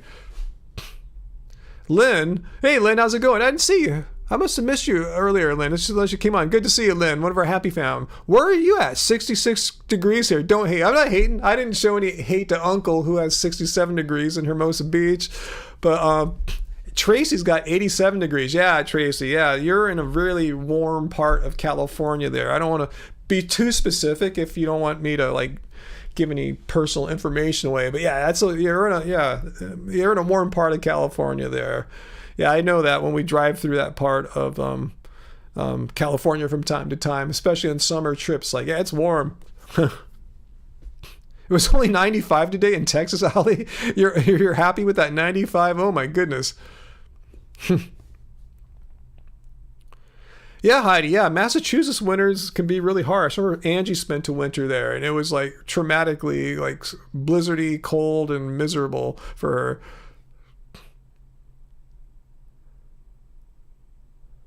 Ooh, that sounds horrible, Sarah. 95 degrees in Missouri. Not where you're at, but Freddie and I moved to Missouri. 90 degrees and high humidity. Yeah, that sounds like a recipe for misery. Well, that's cool, Trace. I know you had solar. That'll help offset some of your electrical bill there. Your AC is cranked up high. It's very cool as a cucumber. Yeah, we have a mini split AC. Yeah, unfortunately, I can't really angle my camera there, but here's the remote for it. It's it's mini split. You see them in every part of the world except the United States for the most part. When we watch International House Hunters, I see them all the time in say Mexico, Costa Rica, Europe, Asia. I don't know why they're not quite as popular here, but they're awesome. You just can we have 4 blowers in 4 rooms, but just turn them on when or where you want. I just have this one room on right now. Maybe Angie has her office on if she's doing some work in there and is warm. It's pretty cool. So it helps keep the electrical bill down. We never have a $200 electricity bill or anything like that. Dusty Dud, hey, what's up? Hey, you want to go on the poop all today, Dusty? We didn't have too much. Let's see. We had something like this, Dusty Dud. But if you want to ask a question for the poop all, you did last time, right? So if you want to do so again, feel free. That's cool, Tracy. Even though it's near 90 outside, you got it down to 72. Yeah, that makes it much more bearable. That's the perfect temperature, 72. In fact, that's what I have mine set to. Drink, you saw the poop wall. Hey, Viet Moyman, how's it going? First time joining the live chat, Framed and Dangerous. Why is that? Where have you been all this time? I'm glad you're finally here after being a long time viewer, first time watcher. Awesome. Good to have you here. And yeah, feel free to ask anything. Yeah. There are really no anti-vegans on right now, unless who do we have just there? Dusty Dud, if he wants to be anti-vegan or not. But yeah, it's all chill, and we're just talking about weather right now and places where I may move to in the future. So Tracy, yeah, your house. The solar offsets all your electricity. I didn't know you had solar there. That's awesome. We sell back to PG&E. Oh, I'm jealous. Your house is full of solar panels. Way overbuilt, but you're not complaining. Yeah, if I knew I was going to be here for the rest of my life, I might do, something like that. Have some kind of solar situation. So you have a battery thing too, so you can power up at nighttime? Because that's the ultimate. That way you can barely even need to tap into PG&E. Okay, 2.5 hours north of Mexico City. Okay, I'm not aware of the town Pachuca in the state of Hidalgo. 2.5 hours north of Mexico City, northeast of Mexico City. Okay, cool. Yeah, I've never been to that part of central Mexico. Yeah, I've listed, most of the cities I've been to. Like I said, Mexico City, León, Guanajuato, Morelia, Puebla, sorry, my bad. And of course, Mexico City. And my trip I took, a little vacation I took to Cancun from Mexico City. But yeah, that's pretty much my travels. And of course, here near Southern California, I've been to Tijuana many times, Tijuana and Rosarito Beach and Ensenada. That's as furthest I've gone on the Baja California Peninsula. I've never gone past Ensenada. I've never been to Los Cabos. I've a couple times gone really close to making a trip to La Paz, which is right by Los Cabos, but never done it yet. Okay, no battery yet, Tracy, but you will get one.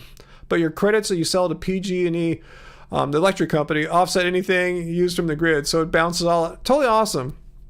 Cool. I would have been totally impressed and jealous. I'm already jealous, but I've been completely impressed and jealous if you had a battery too. That would have been awesome.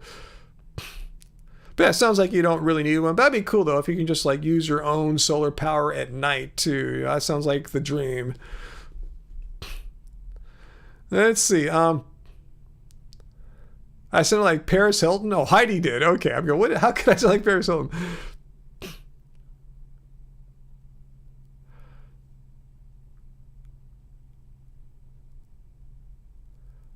What's that, Travis? Your knowledge of Mexico comes from the Mexico boat ride at Disney World? What's that? We don't have something like that at Disneyland. What is the Mexico boat ride? I want to...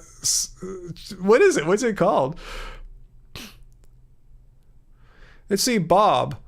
That's a loaded question. It's like, Bob, why do you beat your wife? That assumes I beat my wife. And here you're assuming that most vegans are sympathetic to the dangerous ideology of socialism/communism. I don't want to make this political tonight, okay? But if you want to ask a specific question, I don't know any vegans that are communists. No, who's a vegan communist? Who in the vegan world? You're saying most. I can't even think of one. Please tell me if you can name any vegan who advocates for the ideals of like old communist Russia, where the means of production are not in the hands of like private individuals, like corporations and stuff like that. I don't know what you're talking about there.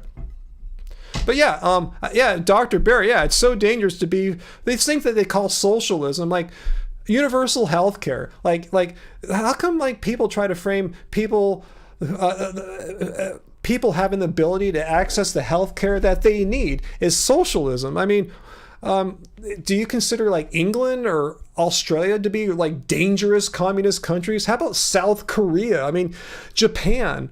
All these countries have universal health care. And I don't hear too many people saying, oh, South Korea, Australia, Japan, these are dangerous communist countries or something like that. Well, what's so wrong? What is so inherently morally wrong about our taxpayer money going instead so much to, like, you know, so much of it, more than any other country, goes to a military budget? Why can't we take some of that money away, build a few less planes and aircraft carriers and nuclear bombs, and maybe let us see doctors when we need them? We're, you know, like, why is that so radical and communist?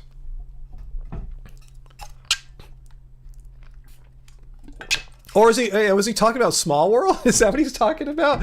Maybe that's it. Yeah, because if you go to Small World, you can see like little peoples from all around the world. Yeah, Mexico and Central America included.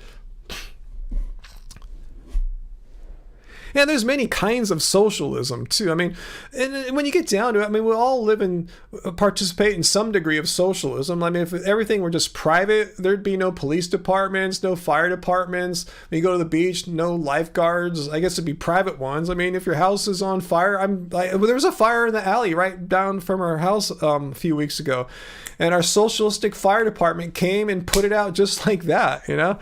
So anyway, I'm appreciating that socialism we have, and the roads that our government builds so we can drive on them. So, you know, that's not, they weren't put there by private means or anything like that.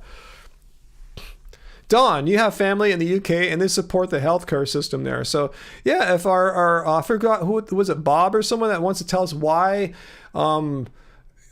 healthcare like is a bad thing, like, you know, not healthcare that's not tied to employment, or healthcare that you have to like fork out a ton of money on your own. Why is that like great and awesome, but you know, if the government helps you with that in a meaningful, substantial way, that's somehow bad and must be called communism? I'd love to hear that, even though this is not a debate channel for those issues, but I want to hear the argument. I'm curious why it's bad, like what goes on in England and Australia and France and Germany and Sweden and Denmark, and like I said, in Asia, like Australia, South Korea, Japan. What is so evil with are those societies collapsing? Are they being overrun by communist takeovers?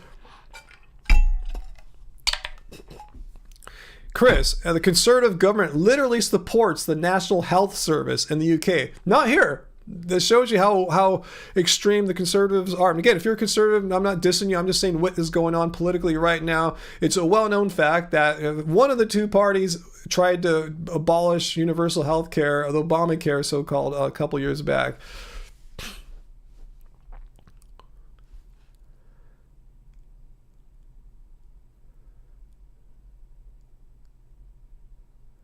Wow, Dr. Bear, Unnatural Vegan did this wild video that veganism and socialism are somehow incompatible. She was super condescending, as if veganism could only exist if billionaires are in charge. Well, that's what's going on right now. Billionaires are in charge right now. And guess what's happening here in this country? Yeah, way too many people are either uninsured or underinsured, like kind of how we are.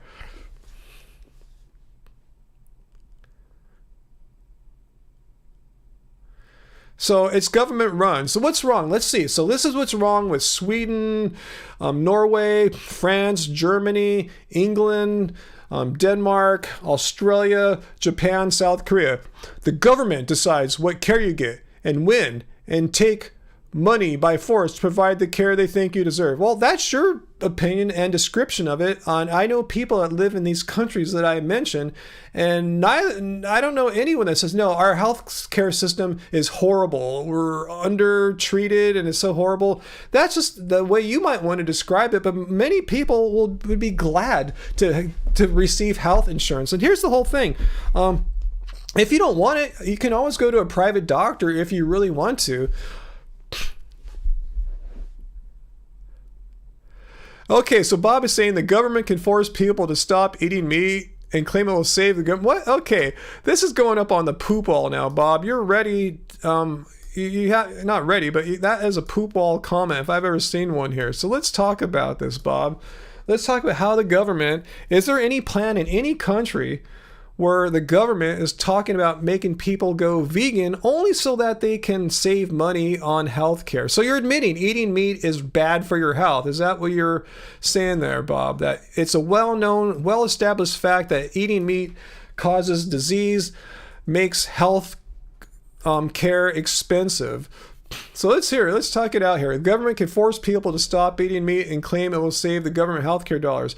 Is this something that, am I missing something? Is there any like serious or even non-serious legislation being discussed in any country, anywhere in the world where the government is going to force people to stop eating meat? Let me know if that's what's going on. That's what certain people claim. Well, let me know if this is anyone could claim anything. I could claim I descended from the heavens out of a spacecraft. My original home planet is planet Zebox 7. I can make that claim, but just because someone says something doesn't mean it has any truthfulness whatsoever. I'm just wanting to know, is there any legislation anywhere in the world being considered in any serious or non-serious manner where an entire nation will be banned from eating meat and the justification for it will be the government wanting to save money on healthcare? Let me know, because that sounds pretty extreme. The government hasn't even forced people to stop smoking in any of these so-called socialistic countries, where people get pretty much free healthcare, which we don't get here. So if they really want to save money, why start with something like meat? Why don't they just stop with cigarettes? Because it's a well-known fact, much less controversial fact amongst the general public, that smoking is not particularly good for one's health and longevity. People aren't arguing cigarettes are some kind of health item any longer, unlike the 1950s. Chris, you're from Zebox 7 too? Yes. Oh my God, we could be brothers.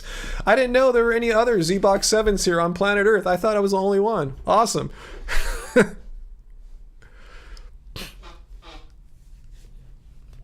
What's that, kid? We're speaking about healthcare, Bob, not forcing people to become vegan.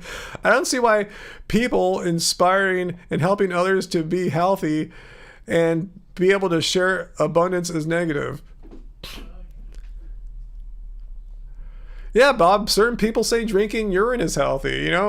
Who cares what weird individuals say or non-weird individuals say? Look, do you see any health organizations like the NHS and the United Kingdom or any major health organization or even a minor one saying drink urine? It is good for you. It's awesome. It's really good. It makes your health awesome and amazing.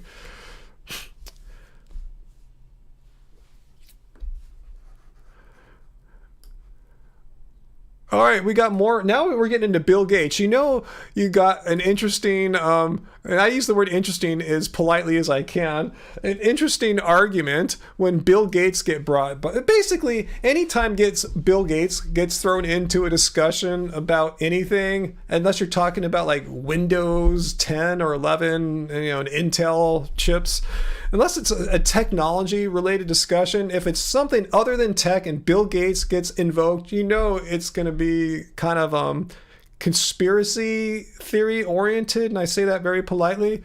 Bill Gates said that developed countries will need to be forced to stop eating beef. Did he really say that? I mean, first of all, who cares what Bill Gates says? Last time I checked, he is not the ruler of any country. He's not even a budding politician. He's not trying to become the mayor of Seattle or anything like that, UK is introducing legislation to limit how beef is produced. I don't know about any of these things. So this is your fear, Bob. Your fear is that the government's going to start legislating meat, so you won't be able to eat meat anymore. Is that what you're saying? Am I missing anything? Is there like I asked about 5 minutes ago? Is there really legislation being passed or discussed anywhere in the world that's going to have some kind of ban on meat? And again, I don't remember Bill Gates saying that people will be forced to stop eating beef. If I remember the quote right, and let's go dig it up right now, I believe Bill Gates said that people will need to eat way less meat. I don't think he said there'd have to be 100% ban on meat. So let me know. In fact, we can go Google it right now. Bring back asbestos? What's that, Chief Advantage? Yeah, don't drink pee. Thank you, Tracy. I was just joking about that.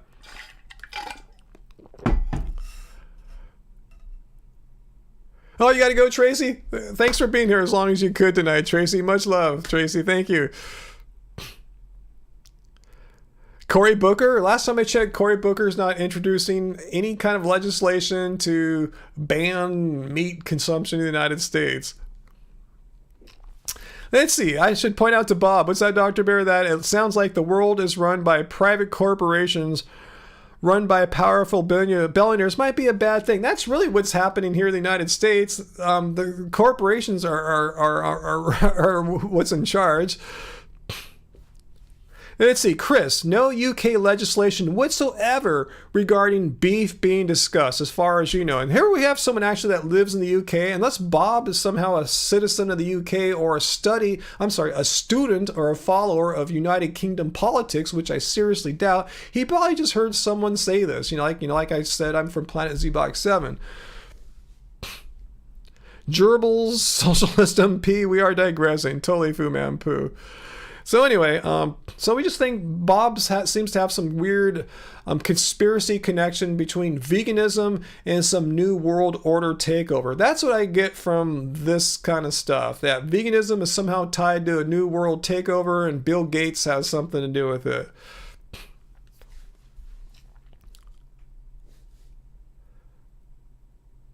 Yeah, Dr. Bear, that's a great point. What do you think there are more of, vegan politicians like Cory Booker or politicians in the pockets of animal agriculture? What do you think?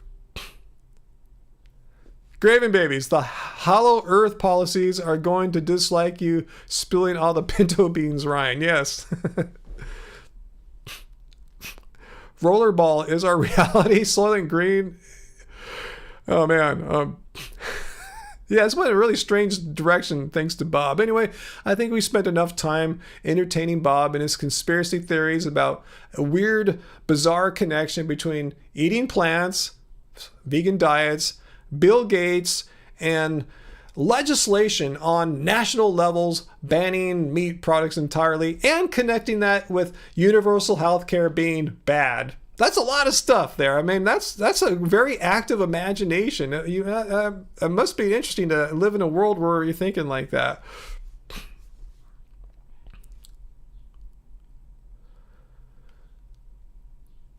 So anyway, yeah, Doctor, as I said, so many anti-vegan arguments and just in general conspiracy theory arguments invoke Bill Gates. But yeah, this isn't the first time we saw Bill Gates brought into an anti-vegan sort of discussion. Poor Bill Gates. I mean, I don't like him. I am not a fan of Bill Gates. I'm not a fanboy. I don't own any Microsoft products. I did own a copy of Windows XP back in the 2000s, early 2000s, when I was a web developer, so I could check my my web development work on Mac OS and Windows. But other than that, I don't know any Microsoft stuff. Not a Bill Gates fan, but I feel sorry for him for all the bullshit that gets said about Bill Gates. I truly do. I don't think he's a great person, but he's not this like evil Dr. Evil guy, new world conspiracy order thing kind of guy that he gets made out to be. Anyway, yeah, Uncle, there are a few vegan political lobbyists. I think the PCRM, the Physicians Committee for Responsible Medicine, engages in lobbying. The Good Food Institute, I don't think they're purely vegan, but I think they're very vegan-minded. I think all these are located in Washington, D.C., too. Those are two I can think of off the top of my head. I'm a shill for Bill Gates. Far from it, like I said. Don't support him. I don't own any of his products. Nothing, no connection to Bill Gates. I guess the only connection to Bill Gates might be is my mom owns some Microsoft stock and I might inherit that in the future, but that's it. Oh, cool. Thanks, AJ, for sharing our California travel vlog stream with a bunch of people. It's down right now. Someone pointed out to me there was like an error with it, and something was wrong. So I paused it for now, and I'll try to get it back running tonight or tomorrow. Bill Gates has a vegan pizza restaurant with babies in the basement. There you go. I'm sure someone has said that before, Uncle Walt, sadly. But if not, but it's the same level of wacko thinking. I mean, again, Bill Gates, I don't love him, but he's not responsible for like 99.9% of the nonsense you hear people saying about him. Again, I'm not a fanboy. I'm not an apologist. I'm just a person who lives in the real world. You going, Vian Moyman? Well, good to see you. Good to see you.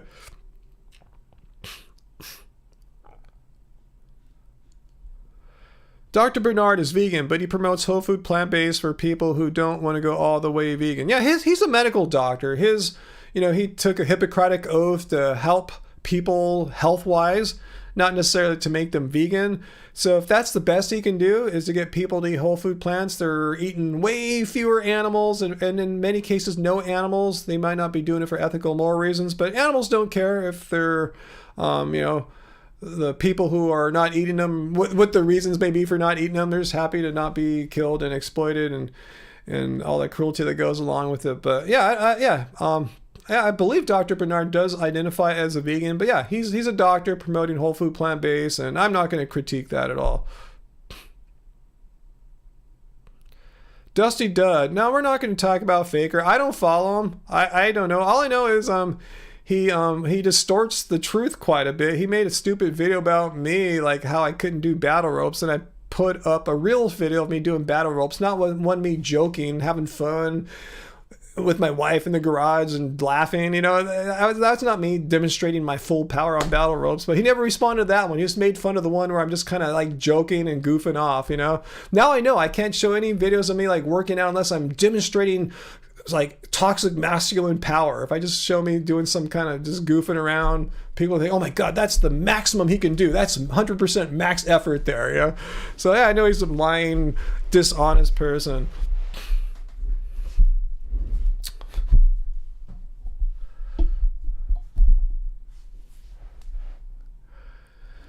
So anyway, let's see if Faker wants to respond. Let me show the real video of me doing a battle ropes. Let's see if I can get it going on here. Crap.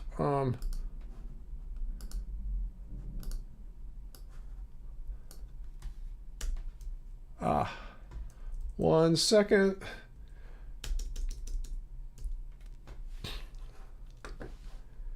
Here's the video that the meat-eating assholes did not respond to. This one here. They just found one of me goofing off on a vlog that my wife made. It had nothing to do with going to the gym. But they wouldn't respond to this one. There's complete silence on this one, But they saw one of me working out, maybe at half that kind of power. And, oh my god, he's a weak vegan, blah, blah, blah. Like, no, I was just goofing off with my wife, It's like, anyway, here it is. If you're watching Faker, you guys can critique this one. Not to say I'm going for like maximum power here, because if I did, I would do it for a way shorter time. I just want to show I don't just sit there and work out at a goof off pace all the time, just when I'm having fun. So anyway, that's that.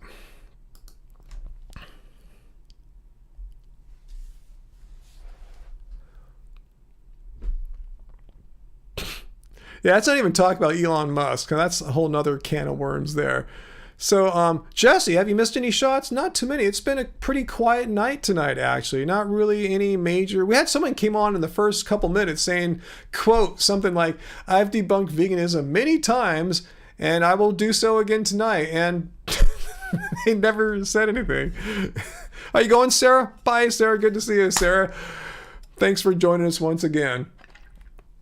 Carl Moore, any thoughts on your comments? Ask it again, Carl. Paste it. I'll try to scroll to see if I can find it, Carl. But yeah, I don't see every last comment. So ask again. Are you asking a question about veganism, or are you anti-vegan? Yeah, I don't see your comment, Carl. So just ask again. Totally cool. We don't have right now like 80-ish people on, so I'm not going to see every last person's comment. But I'll just paste it again. Nothing wrong with that. Going to bed too, Heidi? I'm starting to get tired too. It looks small on your screen. All right, let's do it one more time. We'll go back and watch this masculine display of power. I'm just joking there. Okay, let's see if I can make it bigger.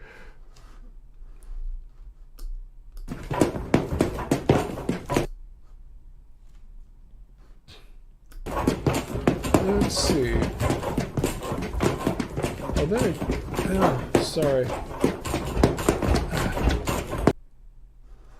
Crap. No. Now I can't even show the internet anymore. Hang on 1 second. Gosh, I lost my ability to show the web. Crud. All right, 1 second, guys. I tried to go full screen to make that video bigger, and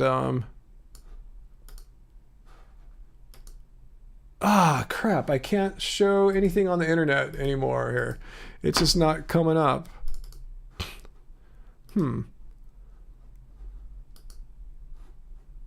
Okay, that pops up. Let me try one more thing. Oh, there we go. Yes, I had to trick it. Technology. Hacks. All right. Yeah, I'm sorry, Dusty. I went full screen and you saw what happened there. So anyway, so there's Carl. How are vegan eggs when it comes from chickens? Ask it again, Carl. How are vegan eggs when it comes from chickens?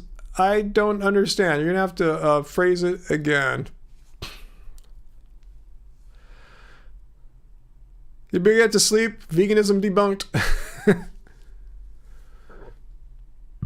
Heather, you're not vegan yet, but I have the mindset I just need to put it into action. That's happened to me one day. I was like, I tell you, like messing around, like eating vegan for a week or two for ethical reasons, and and then finally one day I said, what's stopping me? I said in 2010, it's so easy to be vegan now. It's like way easier now, like 10 times easier. But back then, it's so easy to be vegan now. I'm just going to do it. No excuses. And here I am 11 plus years later. Chris, my video I showed you there, that workout video, is the dictionary definition of toxic masculinity. If I said something like that, I was just joking.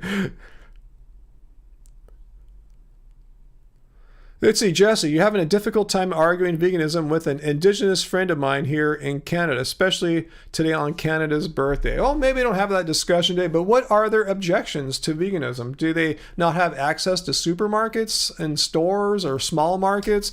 Do they like hunt and gather? Do they subside solely off foods, like they live in remote wilderness regions and they have to subside off whatever might be crawling around or what they can gather as far as plants, and veganism's not an option for them? Or are they just saying like maybe, or is it the argument like, oh, because of my culture? Like that's true for everyone. No one comes from a vegan culture. We all have whatever our ethnicities or cultures are. We all have dishes and ceremonies that are not vegan friendly, but we can all adapt. It doesn't matter what your culture is. I don't think anyone's culture prevents them from having an ethical stance against unnecessarily needlessly harming animals.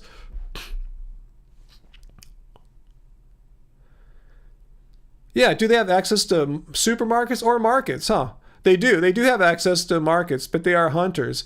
If they are hunters, then they can't be vegan. That means they don't want to stop harming animals. So they're right. They can't be vegan because they have no desire to stop harming animals. That's the first thing, to understand that you don't have to harm animals. Even if their grandfathers and great-grandfathers were hunters, doesn't mean you need to hunt anymore. Maybe they needed to. Maybe 100 years ago, their ancestors had to live off the land because that's how it was.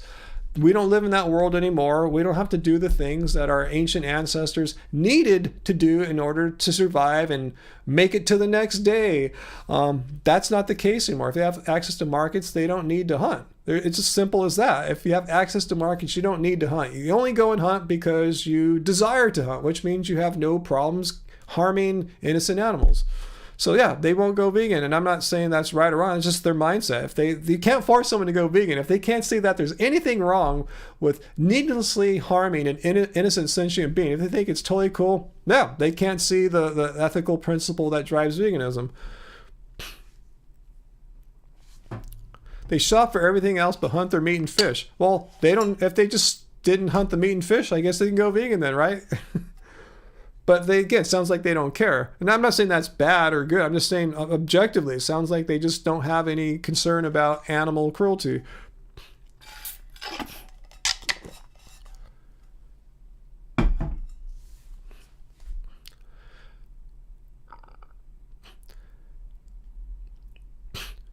Dre Starman, responding to Dusty Duh. Yeah, check out Earthing Ed's videos as he talks about that. We don't need to get into, is it subjective? It's like this.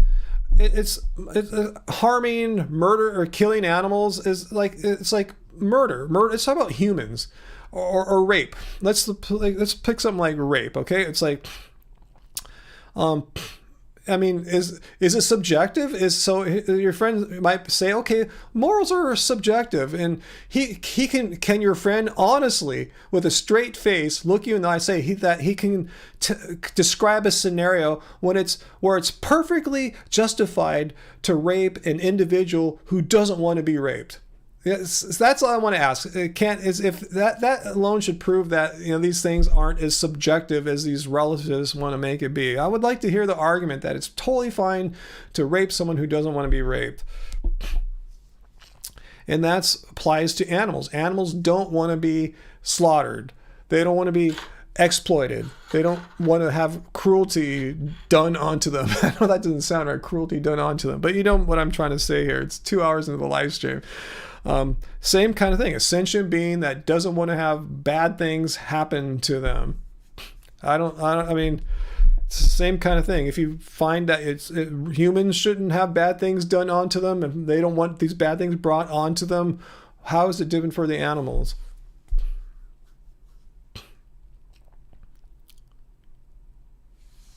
Yeah, X King Field. Yeah, it's pretty much a different way to look at it. I was just saying, roundabout way. Yeah, suffering is suffering. Morals aren't so relative when you consider suffering, or when you are suffering, or someone close to you is forced to suffer.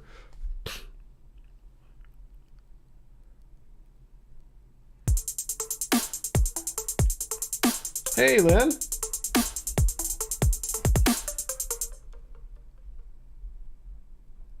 Cheers to all the new vegans here. And random shout out to my dog Daphne, just because. Hey, Daphne, and thank you, Lynn. Shout out to Daphne and shout out to Lynn for both.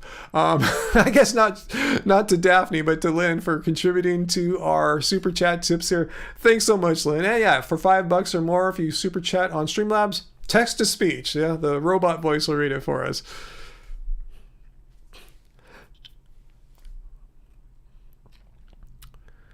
Oh, Carl Moore, here's your question. How do they make vegan eggs when eggs come from chicken?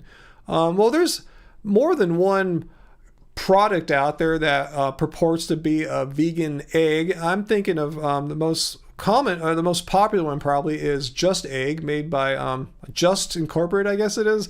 Anyway, it's made from they spent like $100 million in research and development to find a plant product that would scramble. They thought it would take them like a few months. It took them I think 5 years to find a plant product to scramble and then to give it the taste, texture, and flavor of egg. They use something called mung bean, which most Americans don't eat, but it's really common to eat in like Asian countries. So yeah, mung bean, it starts off with a simple mung bean and it gets tweaked from there. So yeah, it doesn't come from eggs, but if you ever had a Just Egg, especially if, let's say, you weren't thinking about it, maybe you're drunk and tired, someone just handed it to you and you ate it, you probably would have no idea that you were eating a vegan egg. It's that realistic. And it's gotten pretty cheap too. When it first came out, it was quite expensive. I think $9 for one of those little tubs. Now we've been getting them for $4 at the market. And it should get even cheaper as they get more efficient in the production of them, economies of scale for students of economics. And it should be cheaper than eggs before you know it, because it's already come down over half. Farmed and Dangerous. Cool. Thank you for your super chat tip. I can't let the wife, Lynn G, have all the fun. Wait. So husband and wife are both watching right now? That's totally awesome. I love that. It's so cool. And thank you both, Lynn G and Farmed and Dangerous. What a cool name, Farmed and Dangerous. I don't remember your name before, but thank you guys for your super chat tips. And yeah, again, I'm going to give another shout out to Daphne the dog. If you're watching, Daphne, keep rocking as a cool dog.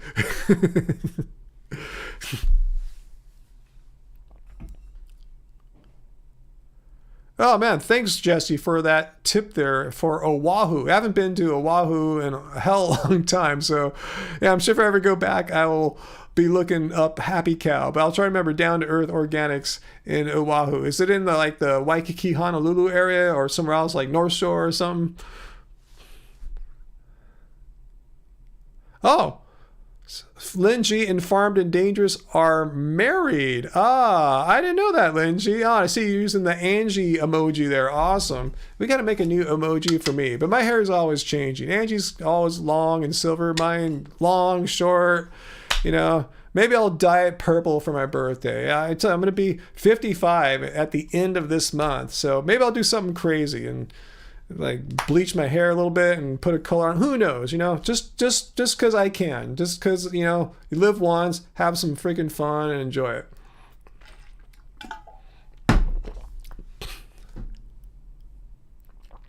Yeah, I like the alias too, Farmed and Dangerous. That's pretty cool. Huh?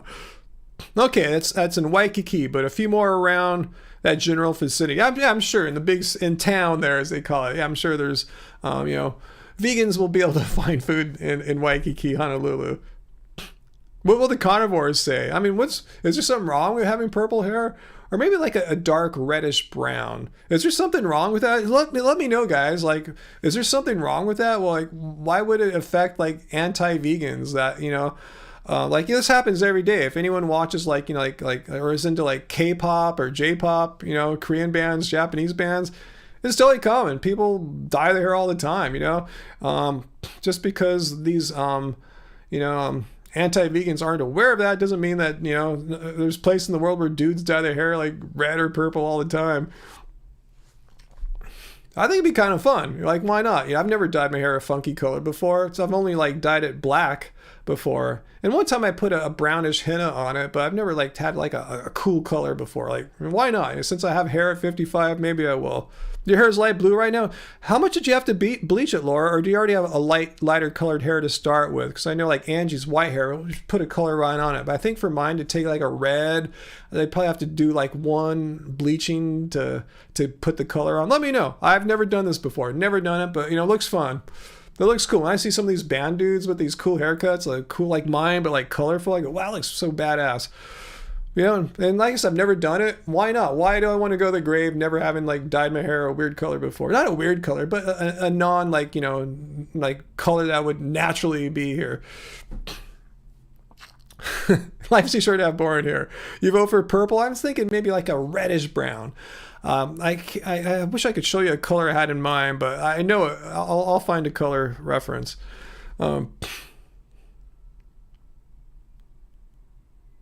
Let's see, Groff, you had a Korean friend that dyed his hair blonde, then dyed it black before he went home. You should have left it, because, yeah, so many people in Korea have bleached hair.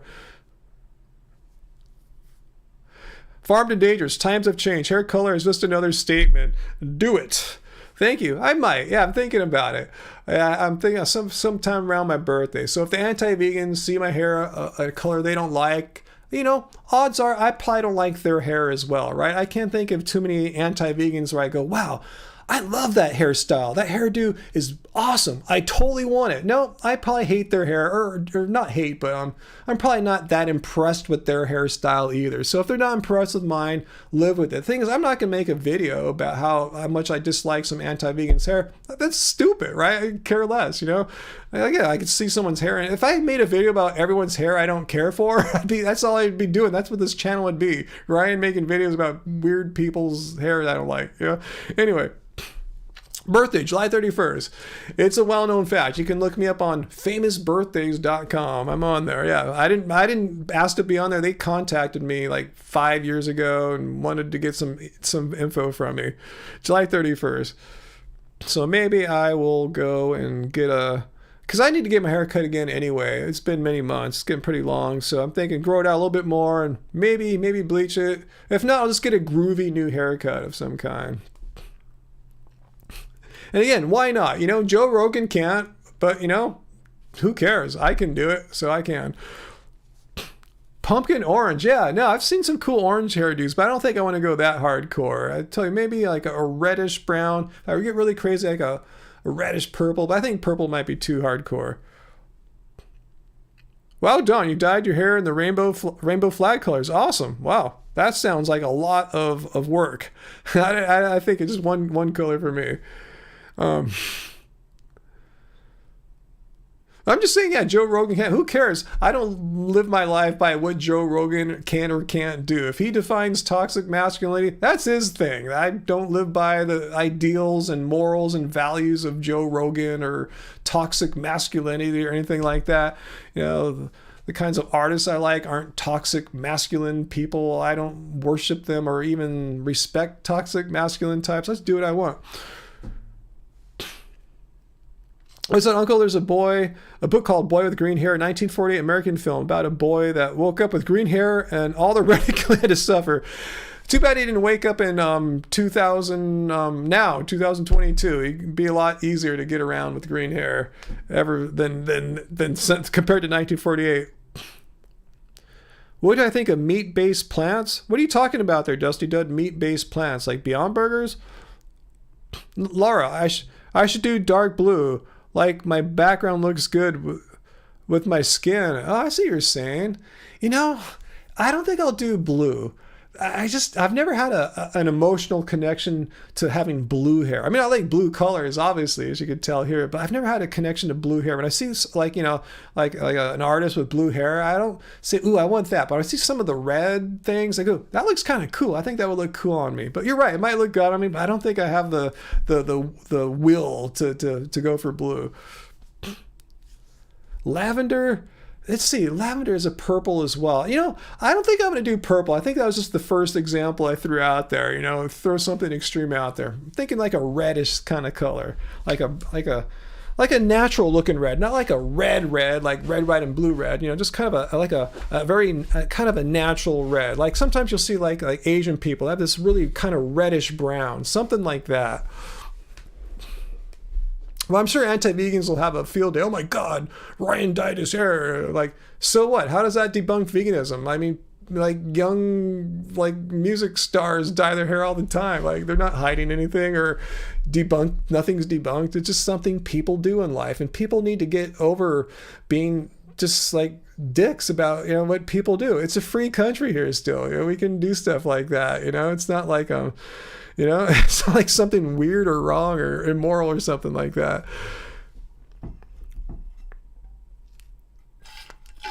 Twisted Yoga Girl, you're not allowed to have an unnatural colored hair due to working in mass transit. Oh, that's an interesting thing. What if you could? Would you? Would you have a non-natural hair color if you could? Red hair and freckles? I don't know if it's that kind of hair color. I don't know, but we'll see. We'll see if I go through with it or not, you know? See if I want to spend the time and money on something so kind of not really necessary, but it might, you know, but again, it's just kind of something that might be fun. What's that VL now? Last week I said it was vegan to take medicine from animals for health. Many ex-vegans think anims. Wait, continue your thought there. I'm not sure what you're trying to say here. Kayla, you had auburn hair when you were 13. It's natural dark red, chocolate brown mix. You see it on me for sure. I think that's what we're talking about. I'll look up auburn. Maybe that's the color I'm thinking of. It's some kind of like reddish thing. It's a natural dark red, chocolate brown. Yeah, I think that's what we're talking about. Yeah, I'll remember auburn. I want to make sure I have the color like nailed down if I go do it. I want to show the exact color reference. Uncle, plants turn Ryan's hair red. Veganism is debunked. No, they'll say Ryan got his hair dyed. Veganism is debunked. Like, I didn't know vegans weren't allowed to get their hair dyed. What's that, Laura? I just wear a wig if I need to be natural. Like, what's it right now? You have the blue, you said, right? Is that right, Laura? If I remember right. I hope I'm not getting my people in the chat mixed up here. So Twisted Yoga Girl, if you could, you'd like pink. Yeah, I see a lot of Asian musicians and artists with pink hair. Yeah, if you have dark hair, it looks like you have to like bleach your hair like really good, like maybe 2 or 3 times to be able to put a pink on. That's why I don't want to go that hardcore and fry my hair. Just like one level of bleaching, if anything, to get it red.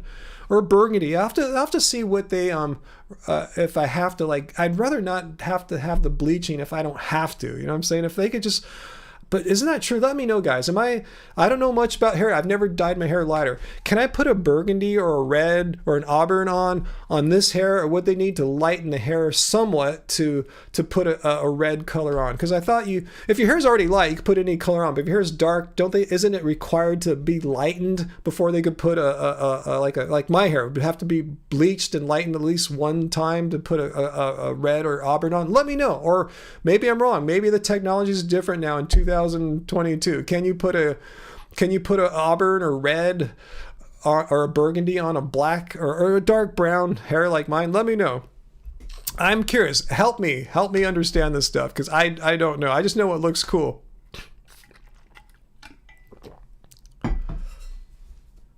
Okay, VL, now I'm going to copy your question and we will answer it in 1 second, because I am being selfish right now and I want to learn about this hair situation, what I can and can't do, because my birthday's coming up. So if I'm going to do it for my birthday, I got to start making some plans. But I see your question, VL, now, and I will answer it because that looks like an interesting question. Let's see. VLAM thinks dark hair has to be bleached.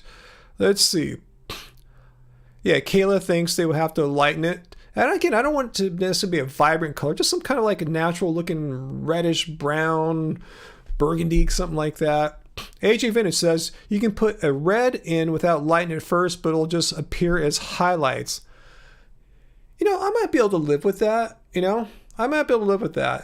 The sacrifice of, like, if I can forego the bleaching and just have like some cool highlights, that might be kind of fun. I might be able to do that. So I might do that. That might be a good middle ground too, to see how I like it. If I think it's really cool, maybe in the future I'll just go hardcore and have them do a level 1 bleach and then put the full color on. That might be interesting. Okay, Ali says you've seen colors advertised that go over dark hair somehow. Okay, maybe I don't know all about this. Bill says Arctic Fox vegan and cruelty-free semi-permanent hair color dye. Okay, I'll check that out. Maybe I can bring my own color with me. But usually you have to bleach it. Yeah. Jana says purple hair might look kind of nice on me. I wonder if I can get purple highlights. Maybe I can do that. Think that would work, guys? Like, put instead of bleaching my hair, to put purple on it and have it be like a more dense purple. Could I have purple highlights? What do you think that would look? Kind of like what I have right now. I kind of have purple highlights from the lights in this room. Maybe that would be kind of cool to not bleach it, but just to put purple on it and see if it'll give me some kind of purple highlights. That could be kind of fun. Let's see. Lori says you could go burgundy or purple without bleaching. Otherwise, you need to lighten it first. Okay, thank you. My voice got all high there because I'm all excited now, because I was dreading to sit down and have my hair bleached, and it just sounds like I don't want to do that. But some kind of burgundy or purple without bleaching. All right, I'm going to do that, guys. I'm going to research the colors and nail it down, what I can do without having to bleach it. But I need some kind of burgundy or purple without bleaching. That sounds fun. So you might see me one day in the next few weeks with some burgundy or purple hair, just like that. Hey guys, what's up? Yeah, the purple is kind of in my hair right now from all the weird lights in the studio. It looks cool. Yeah, purple highlight. So either way, if it looks with has a purpley highlight or something like that, yeah, I'll think about that. Purple if I feel daring and bold, and if I feel a little less daring and bold, burgundy. I think I'd be perfectly happy with burgundy, though, to be honest with you. And I'd rather not bleach, Jesse. I'd rather not. It's like a last resort. I see Asians doing it all the time. Their hair somehow survives. I know they deep condition it to like restore it back, but auburn. Okay, I'll look into these like kind of like reddish browns. That's really kind of like where I think I'm gonna go. Some kind of reddish brown. I think it would look cool on me, because I've seen a lot of other Asians that have like a reddish brown. Like in some parts of Korea and Japan, it's kind of natural for some to have a reddish brown. I think it looks really cool. So I think that would look really just kind of like, it would just fit right in, I think. What's that, Dr. Bear? I'm skeptical it'll work for you to color your hair and actually have it show up without bleaching. Didn't work for you, and my hair's darker than yours. Okay, maybe I'll have to go and actually speak to the stylist, or at least call them up. They'll remember me, and I'll ask them what I can do without bleaching. If there's anything I can do, because I'd prefer to not bleach, even if it's just like one level. I know like you have to bleach it multiple times to really put on a lighter color, but I think you'll have to bleach it once to do a darker color. But I'd rather not do that. I remember messing with bleach when I was like in high school when I was surfing. I want to get that kind of surfer look, But anyway.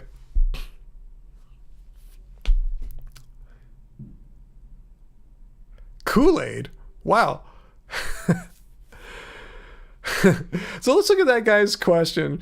But yeah, thanks for all your advice, guys. I don't know why I brought it up tonight, but I guess because my birthday's coming up and it's kind of a weird plan. Not a plan, just something I'm wondering, I wonder if I should do that for my 55th birthday. Go get some groovy hair color. So VL now is asking, last week I said medicine from animals is vegan. I didn't say it quite like that. I'll clarify. Therefore, if an ex-vegan thinks meat is vital for their health, is it fair to attack them? I never said medicine from animals is vegan. In fact, what I said is that let me try to reflect on what I said last week. No, I said, I didn't say it's vegan. I mean, you're saying if there's like an animal ingredient in a medicine, no, that would technically make it non-vegan. But what I was talking about was how any medicine you take, except for aspirin, as far as I know, somehow aspirin didn't have to go through the whole FDA testing process, but every over-the-counter or prescription or drug you can take, any medicine, any vaccine, any pain relief thing, anything, any treatment has gone through FDA testing. And FDA testing, requires that there's some trials done on animals. There's no way around that. So technically, the ingredients may be vegan, but there's some cruelty involved in the testing process. So what are vegans to do? Well, if you look at the definition of veganism here, it says it's a philosophy and way of living which seeks to exclude, as far as possible and practical, all forms of cruelty and exploitation to animals for food, clothing, or any other purpose. And we have to look at what as far as possible and practicable. If you need to take a life-saving medication, as some of us on this live stream chat need to take, and there are no alternatives, like you can't get a drug that didn't have FDA testing, what are you supposed to do? Die? I mean, no, of course not. Veganism doesn't say anything, and you must die for your cause, for your beliefs. What good is a dead vegan? And how come everyone else gets to take the medication, but vegans can't? So, no, I mean, and this isn't my interpretation.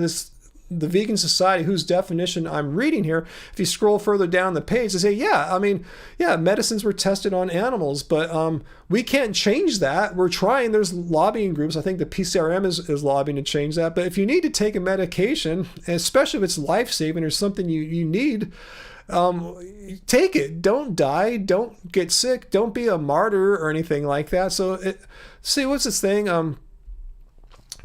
Therefore, meat is vital for their health. No, you don't need to eat meat in order to be alive. That's the big difference here. If you need a medication in order to continue living, you need to take that medication, else you will die. But there's no one that needs to eat meat in order to continue living, and you don't even need meat to have vital for your health. You can be perfectly healthy eating a diet completely consisting of plants. So there's a huge difference there. Meat isn't necessary. Medicines are necessary. Treatments are necessary. But eating meat's not necessary. Like when I had my tooth extracted, they injected something in there to numb the area. I'm sure that medicine was tested.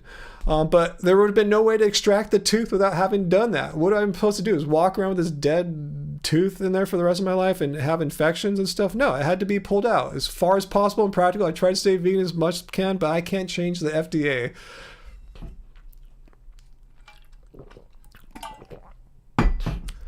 It's not a slippery slope. I mean, you got to do what you got to do, It's like if you need a medicine to survive. I needed that tooth extracted.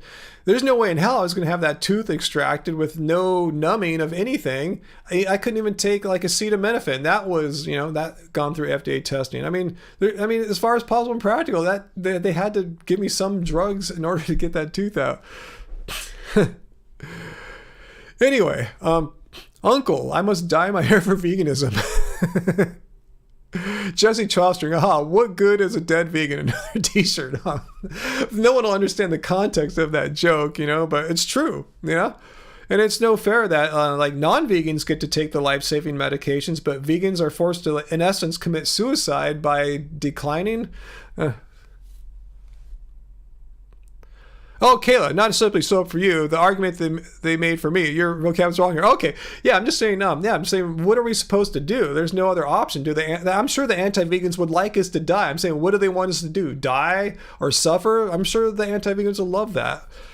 But yeah, nowhere in the definition of veganism does it say, and you must die for the cause. Again, if you hear anyone who's arguing for veganism and at the same time advocating for killing yourself for veganism, run away, because that person is nuts. And I'm not being ableist or anything, but seriously, they're just spouting complete nonsense, dangerous nonsense of someone suggesting that in order to be vegan, you have to be prepared to kill yourself. Because that's nuts. That's just ugh. Anyway. I don't know much about hair either, guys, but I appreciate all your input on there.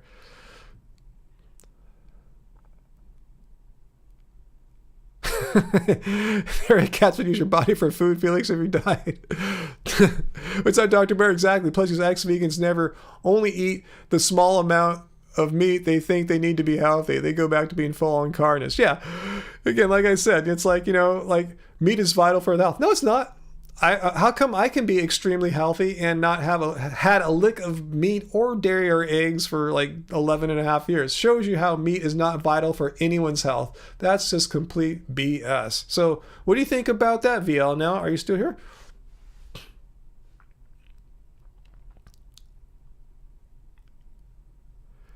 Yeah, AJ, we're not Tibetan self-immolating monks or anything like that. We're just normal people, regular people, everyday people who have made who see the inherent cruelty in animal agriculture and understand that we don't need to participate in animal agriculture. We don't need to eat animal products. It doesn't mean that we need to harm ourselves. It means we don't harm animals.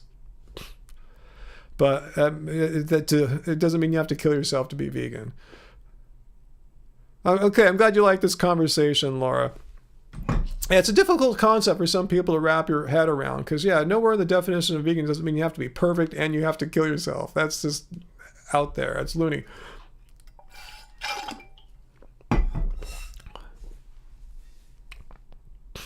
What's that, Uncle? What is a tree oil good for? You got some Trader Joe's, but I don't know what to do with it. Hey, Google it. Why'd you buy it if you didn't know what to do with it? That's interesting, Uncle. Yeah, it's been a different kind of conversation, and I guess when we don't get the anti-vegan store and poop all over the wall, we go into weird stuff like, should Ryan dye his hair purple for his birthday? And I'm glad I kind of just randomly brought that up because you guys gave me some ideas. But yeah, I think I remember I did learn they said they could dye my hair like a red or brown without bleaching it, so that'd be kind of fun. I can't wait to see what all the anti-vegans think. Oh my God, I can't believe Ryan doesn't have his natural hair color. Cause why not? Like, what does that have to do with being vegan or 55? Anyway, Kayla, yes, unnatural vegans videos pretty much always consistently confuse me. They seem to be tailored for non-vegans, like kind of apologizing to the non-vegans for all the weird vegans out there. And she's like one of the few rational, sane, logical vegans or something like that. Yeah, I don't get it. Whatever she does, I don't care. She's free to do what she wants. I'm not going to criticize her, but I don't relate or understand what she says.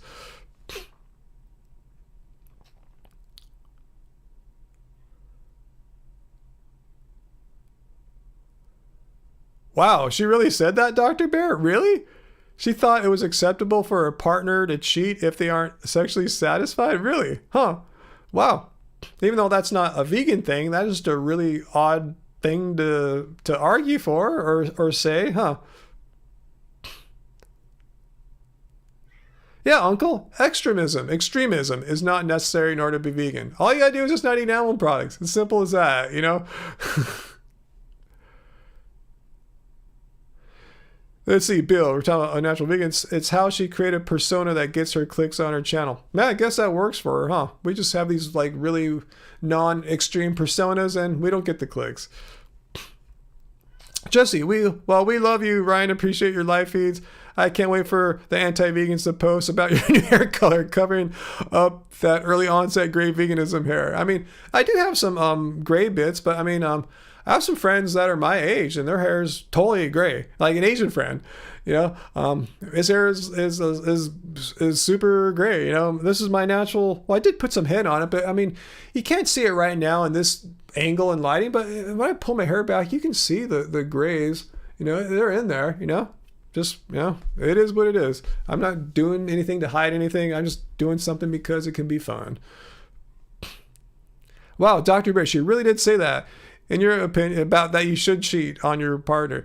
In your opinion, if you're unsatisfied and unhappy in your relationship, ask your partner if your partner's okay with other things like polyamory or breakup. Lying/deception is never okay. I agree with you there. Yeah, be honest. I mean, that's what being married is about, or in a serious relationship. Be honest. Don't lie. Don't deceive. I mean, that's weird. I just can't imagine.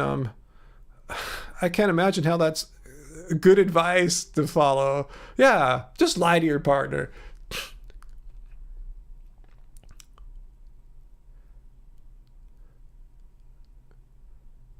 Wow.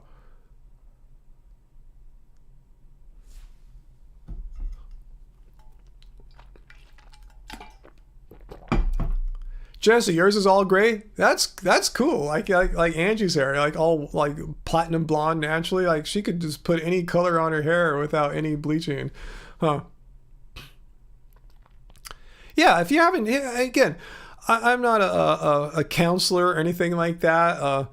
You know, but yeah, if you're having issues with your spouse or partner or whatever, you know, instead of lying to them and being, you know, cheating and deceiving them, talk to them. And if that doesn't work out, get a counselor. Even if you really can't afford it, get at least one session in. Learn like to listen to what your partner's saying. Sometimes it can be difficult, you know, or you know, it's weird. Relationships are inherently like not easy. I mean.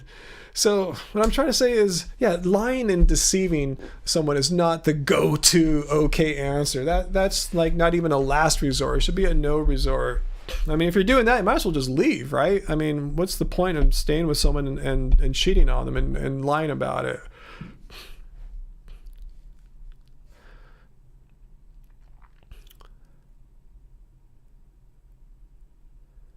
Well, okay, so that's what she said. She said if you talk to your partner and they still won't sexually satisfy you, it's understandable to cheat. Huh. Did she make a video about this, Dr. Bear? I'm curious. What was the context? Was it just an off-the-hand comment, or was it something she like made a video about? Curious. I can't imagine making a video. Cheat on your partner. You know, spend 15 minutes talking about why it's cool to cheat on your partner.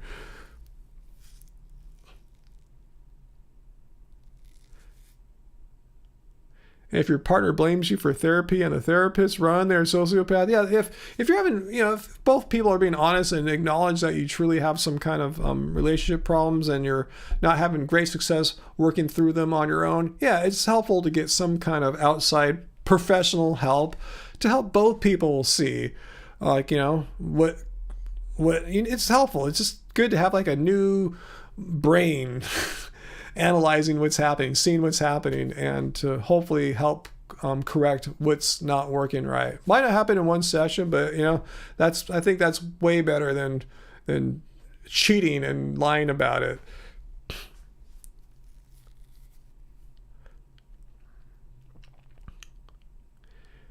Wow, she made a whole... You don't have to show me, Dr. Bear. I was just curious. No, I don't want to see her video. Don't give her any more clicks or views. No, I believe you. She made a whole video about this. Wow, she probably did it to get views and clicks. You know, like the crazy, or not crazy, just the extreme and bizarre stuff she might say about veganism to get views and clicks. She probably just did the same thing here. It just sounds like an MO, a modus operandus.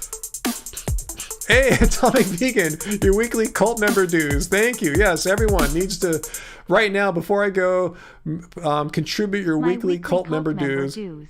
Because, you know, once again, you know, I've recently come out to reveal a dark secret that I am the vegan cult leader. Because, you know, veganism is a cult, right? It's obvious. So thank you, Atomic Vegan.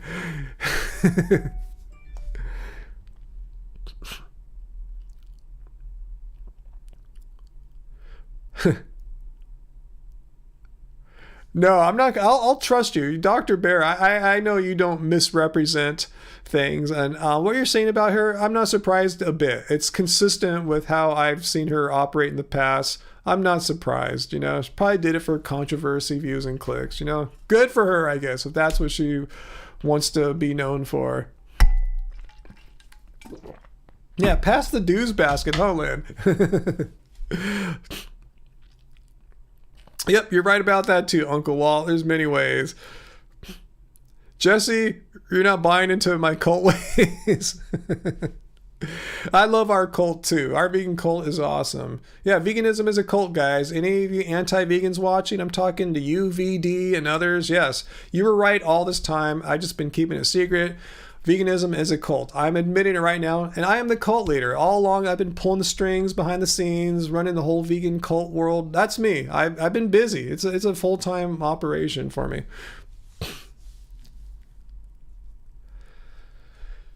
Do I watch UFC, Dusty Dud? Is that wrestling? If so, no. I'm not against it or anything like that. I know like Graven Babies, one of our great channel members here, is totally into it, but no, that's not my thing. Our cult does rock, huh? All hail the cult leader, Ryan. The cult, you know, it's a big responsibility being the vegan cult leader. You guys have no idea how much work and effort and just, you know, dedication it takes to be the vegan cult leader. It's not a job for just any person, you know. It's like you gotta just like throw yourself into it 100%. You're the cult leader, Don? No, I have the official papers showing I'm the vegan cult leader. I can prove it. MMA. No, I don't watch anything boxing, fighting, or stuff like that. I only tend to watch sports that I either do or have done in some kind of serious or prolonged manner in my life, like say tennis, surfing, basketball, sometimes running or cycling. But no, I don't really watch anything. On occasion I will watch the Angels Major League Baseball because I like Shohei Ohtani. That's about it. Yeah, I don't watch any soccer, football, American or otherwise, or European. That's it.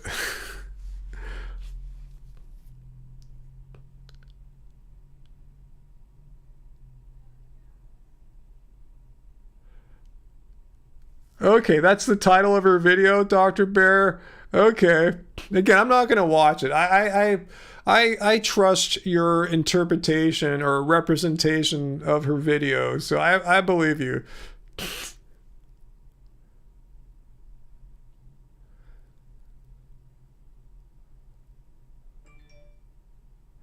When they're both cheating, isn't that an open relationship? I don't know. I mean, I think an open relationship means it's known by both parties that it's open, not like one person is cheating and the other person's cheating and the other party's not privy to the cheat. No, that's not an open relationship. I mean, for an outside observer, like if Martians or Z-Box 7 people were looking down, they might interpret it as open. But if you're in it, no, it's definitely open. Just both people are cheating. That's how I see it. Let me know if you see it otherwise. But I don't think that's really open.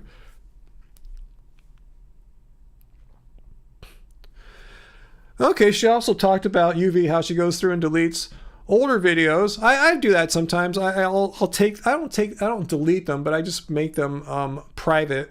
Deletes videos that she thinks are wrong or have misinformation. So we know she still agrees with that one. You have a good point there. If that one remains, I guess she's cool with, cheat on your partner if it's not working out.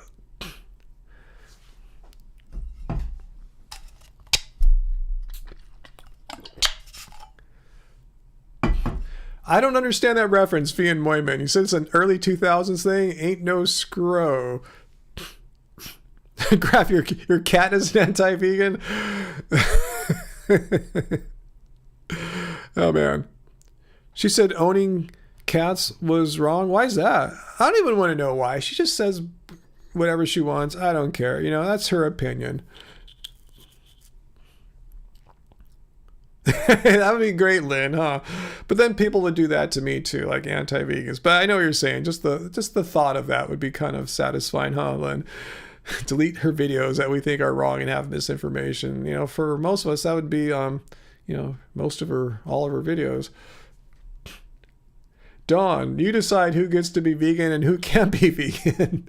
No, that's my job, Dawn. But I can maybe hire you on and to my cabinet if you like.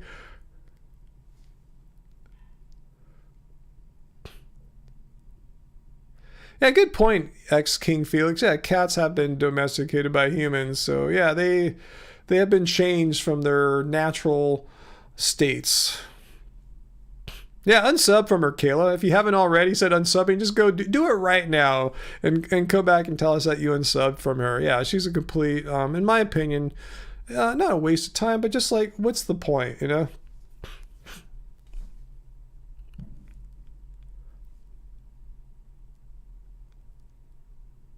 I hear you, Dr. Bear. I know that sounds like a lot of work, a lot of drama, a lot of just like weird things, just like situations and relationships. Yeah, that sounds like a lot. Huh.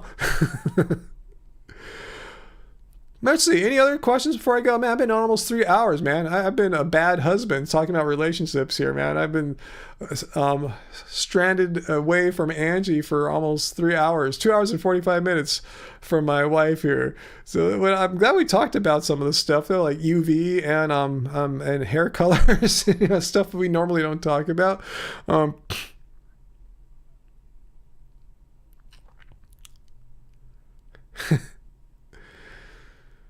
Yeah, single's a good option too, AJ Vintage. Then compared to polyamory, I know what you're saying. That sounds like way too much stuff. I couldn't handle that there.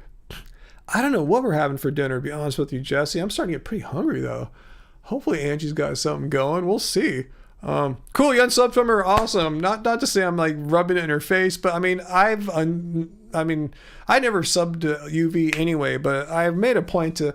I don't care what she puts out. I don't want to watch it. I don't want to give her any views or time or anything like that. I don't want her to occupy my brain or anything like that, living in my head. So good. Yeah, just stay away from people that you perceive to be unhelpful or even toxic. I'm not saying she is either of those, but if you perceive her not worthy of your time, effort, whatever, do so. Epsom sauce. Oh, you know my old singer's name. No, she's not vegan. No, my old vocalist is not vegan. I mean, last time I communicated with her, I don't think she'll ever be vegan. Last time I talked to her about it, I don't think she'll ever be vegan.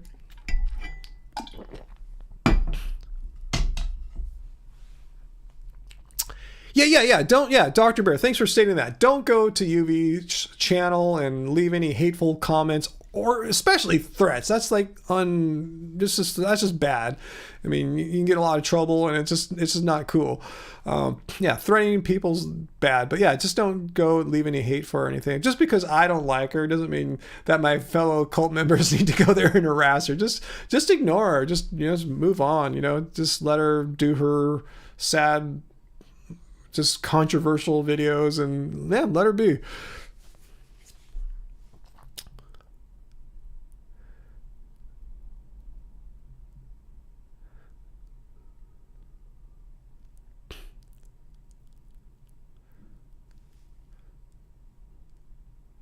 Yeah, save your energy. You got that. Or just give her a finger, as Ian Myman says. If that's the most hostile thing you can do, yeah, just give her a finger. Hey, Peter, I'm still on, but I'm about to go. I'm pretty sure, I've been on 2 hours and 48 minutes now, so it's pretty much time to end this live stream pretty shortly. But it's a pretty quiet night, Peter. We didn't have any major anti-vegans, really. We had someone come on right at the beginning say they were going to debunk veganism. They got us all excited and just bailed. It was kind of a letdown. But yeah, it's been pretty chill. Yeah, don't even leave comments. Yeah, any kind of interaction, YouTube likes that. Takes it as a positive vote. So just ignore, don't comment if you don't like her channel. Not only for UV, that goes for VD, anti-vegans. I know some of you guys might be amused to see what these like just totally zany people are saying about us vegans, but still, even if you're watching out of some kind of weird dark curiosity, it still gives their channel life. It gives them importance in the YouTube suggestion algorithm. So yeah, just don't, if you can help yourself, just don't be tempted to watch any of these channels that you find to be toxic and just like negative towards bad for veganism in general. As far as I know, rice doesn't cause acne. I'm not a medical doctor or dietitian, but from what I understand, dairy is a primary cause of acne as far as dietary causes goes. So yeah, that's why you see a lot of people's skin clear up and acne free once giving up dairy. But yeah, again, just don't take my word for it. Do some research on that, but that's my best understanding there.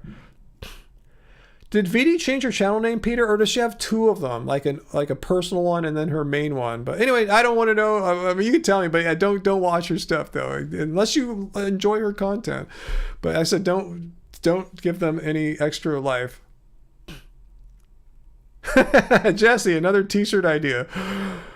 Veganism doesn't suck, VD does. Again, too inside of a joke, huh? We have a lot of good inside joke T-shirt ideas, though, huh? Oh, cool. I'm glad you appreciate me taking the extra time tonight. Awesome. Yeah, we got a lot of stuff going on. We have a new song coming out. It's Love Spirals. It's just like... it's starting to hit the live, the music streaming services like as we speak. So I'll share more about that with you on the next live stream. But we have a new single. We just released that 3-song EP, Smile, just a few months ago. And now we have a new single coming out like now. So yeah, we've been quite busy as music creators, which is cool, which is a love of mine. Obviously, I've been doing it for so many decades now. It's something I don't intend to stop anytime soon. So I'll share more about that with you later on. Yeah, call. You heard about it. You already heard it, X King Felix. Yeah, if you follow us on our social medias, Angie's been sharing it already. It's just starting to hit the streaming service. It's not on all of them yet, so that's why I haven't made a big announcement yet, because it's not on every last single streaming service. It will be by next live stream. But yeah, it's a song. It's really trippy. It's very different from our 3-song EP, Smile. This one goes back to like our 80s and 90s influences. If you like say, it sounds a little bit like The Cure. It sounds a little bit like Slow Dive and like other like shoegazer bands. A little bit like the Cocteau Twins, kind of all mixed up into one. Doesn't sound anything like what we just put out a few months ago. It's just totally, that's how we do. We just kind of roll, we just get on little kicks and we move on. So check it out. Yeah, it sounds a little bit like Love Spirals Downwards, X King Felix. Yeah, you're an old LSD fan from the 90s. Awesome. Yeah, it sounds a little bit like that era. It didn't really sound like any old Love Spirals Downwards song, but it goes back to that era of Love Spirals Downwards, music I was listening to then, like The Cure, like Slow Dive, like Cocteau Twins. I guess it sounds more like Slow Dive meets The Cure with a little tiny bit of Cocteau Twins vocal influence, just a little smidgen. But I'll share it with you. But yeah, if you look on streaming, I think it's on everything but Apple Music right now. But it's up if you just look for Love Spirals on all the other streaming services. It should be up there. It's called The Call. So anyway, maybe I'll share more about that next week. Yeah, we've been on a long time here tonight, but yeah, it's a definite retro-ish kind of throwback there. Hey, G-Light, yeah, good to see you. Quick hi, because I'll be going. So you just caught me here at the very end. Starting to have some interesting combos when I wear Your vegan t-shirt. One recently with a worker at Home Depot whose partner hunts. Okay, that's going to be an interesting combo. Tell us about that next time. Let's see. King Felix. Funny, he had a similar trajectory. He went from shoegaze to down tempo to Italian lounge.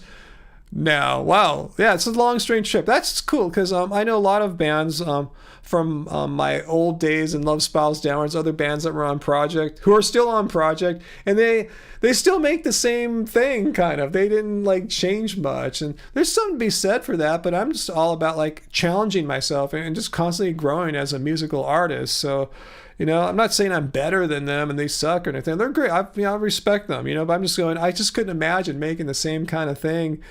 Like kind of like you have to make this kind of music for the rest of your life, you know. It's like no, I'm a free person, I'm a creative person, and I'm gonna follow my musical muse.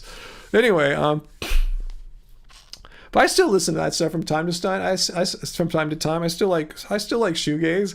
I still listen to the Cocteau Twins, you know, and you know we saw The Cure play a few years ago here in Pasadena, so we're still all into this stuff. You know, it's in my brain. It doesn't ever go away. Dr. Burr, yeah, VD should remind you of venereal disease because her channel is analogous to such things, right? Yeah, happy Canada Day, too, to everyone in Canada, like Jesse and Peter. Yeah, we're going to have our version, our 4th of July on Monday, so we'll try to suffer through all the fireworks, which scares all our pets and everything. We'll just be here, like I said earlier, just taking care of them, keeping them calm because they don't like to hear all the explosions and craziness. Wow, going to Victoria. Good for you, G-Light. Damn. Oh, Lycia, Epsom salts. Yeah, I've played shows with Lycia. Yeah, in fact, our very first Love Spirals Downward show was with Lycia. Yeah, I mean, I haven't talked to Mike in a long time, Mike Van Portfleet, but yeah, we played with them in Mexico City. We played with them in at the Project Fest in Philadelphia. Yeah, I mean, yeah, we played with we've done a lot of stuff with Lycia. I haven't been keeping up with them or anything like that, but yeah, I still follow his wife Tara on Facebook. So I kind of I think she's vegan now too, by the way. I don't know if Mike is, but I'm pretty sure Tara's vegan. I think so. I hope I'm not having a false memory there, but yeah, they're cool people. All right, guys. Well, I'm gonna do it, man. 2 hours, 55 minutes. And I'm going to go. So, yeah, next week, if we want to talk about some more music stuff, let me know, because I'll probably be more pro-music stuff next week, promoting our new single, The Call. But, yeah, I think you can listen on every service except Apple right now. It's called The Call by Love Spirals. The Call. Even that sounds kind of 80s or 90s, doesn't it? Huh?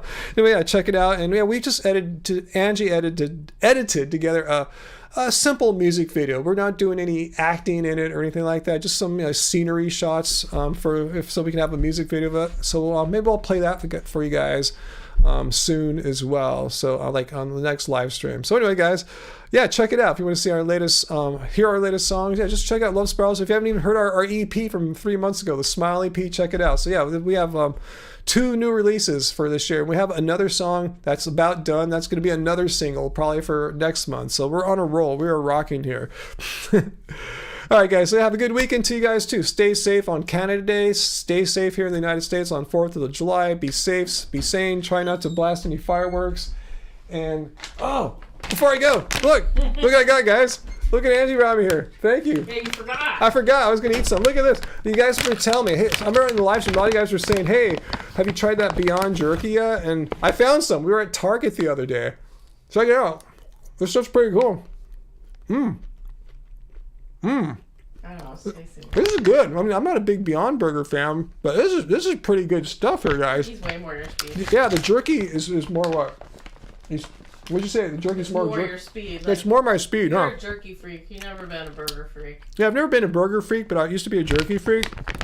So I'll try any vegan jerky I can get my hands on. So I was really anxious to try this out, and this is some good stuff. I don't know how to describe the taste. Yeah, it's like a real classic jerky flavor, but then this kind of sweetness, like a fruity sweetness or something starts to come Here, on. Angie's saying there, a classic jerky flavor with like a certain kind of sweetness that comes on in the aftertaste. I love it. I think this is Good texture, too. yeah, good texture. This is cool stuff. Yeah, I got it at Target. So, was it $5.29? Good deal. Jerky's not cheap. It's not. Some of that mushroom jerky is pretty expensive. Yeah, some of that mushroom jerky is quite expensive. So, this is cool. Yeah, not sponsored or anything, but Obviously, I was just jealous that some of you guys were saying, "Hey, I'm sitting there. You guys are sitting there typing. Yeah, I'm eating the Beyond Jerky like right now. Like, really, is Beyond Jerky? Like, hell yeah." What do we have for dinner tonight? Oh, I didn't make anything. I was playing Diablo. Should we make some chuck and kill pilaf? It's like we usually do. Or Actually, that sounds good. Yeah.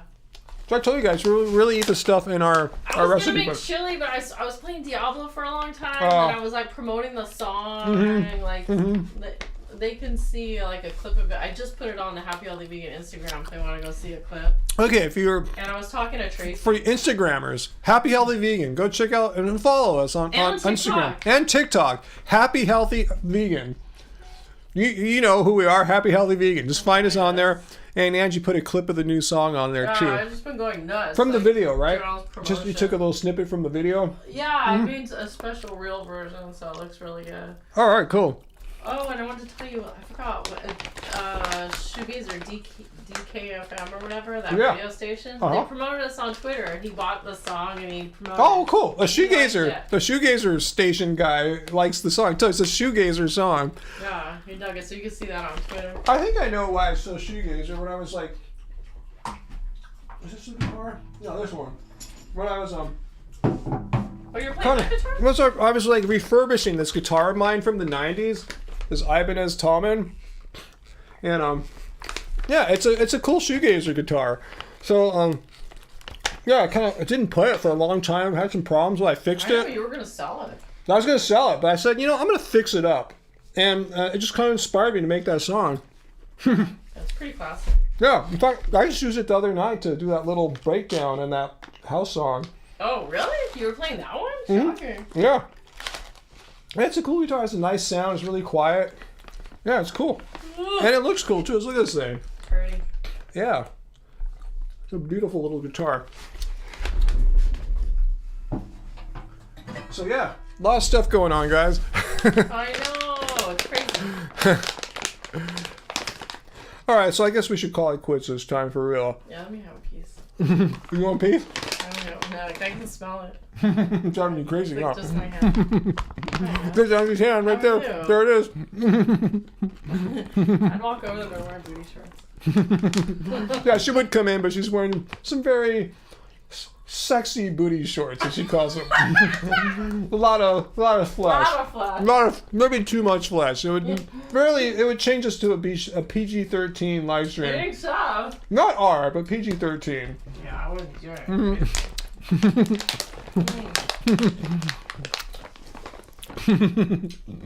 Too much leg. Too much flesh. A lot of legs. For a 54-year-old lady, yeah. I don't go out in public in these shorts. Yeah, she doesn't go out in public wearing that, yeah. Let alone a live stream, which will live on infamy. And then you'll see VD. Let's check out Angie's legs. I thought her channel was canceled. I don't think you have to worry about her anymore. Actually, you have amazing legs. So I don't know what she would say, but All right, guys. All right, guys. I'm gonna really do it this time. So thanks so much. Thanks for being here. Thanks for making my Fridays, as always, fun. And Be safe this yeah, be July. safe 4th of July. Don't blow your hands off. Don't scare the animals with fireworks. Just be chill. Celebrate in a safe and sane, hopefully non-explosive way. Thank all our moderators, Uncle Walt, even Tracy was on earlier tonight. So thanks everyone for pitching in and keeping the stream chat safe and friendly for everyone. And thanks for everyone else, for all our channel members, just everyone who comes on Friday nights and makes Friday nights a very special time in my life. Angie knows I love Fridays, right? Do I love Fridays? I know, you love Fridays. I love You hang out Fridays. with your friends. Yeah, hang out with my friends. Sometimes lately I've been going to the gym on Fridays again to do that, and then I come back, hang out with my friends here. Fridays is my day. I'm gonna be bummed now that it's done, and it's a whole week till Friday again. So anyway, guys, I will see you guys shortly, and stay happy, healthy, and Vegan! Vegan. All right, bye guys. See you guys soon.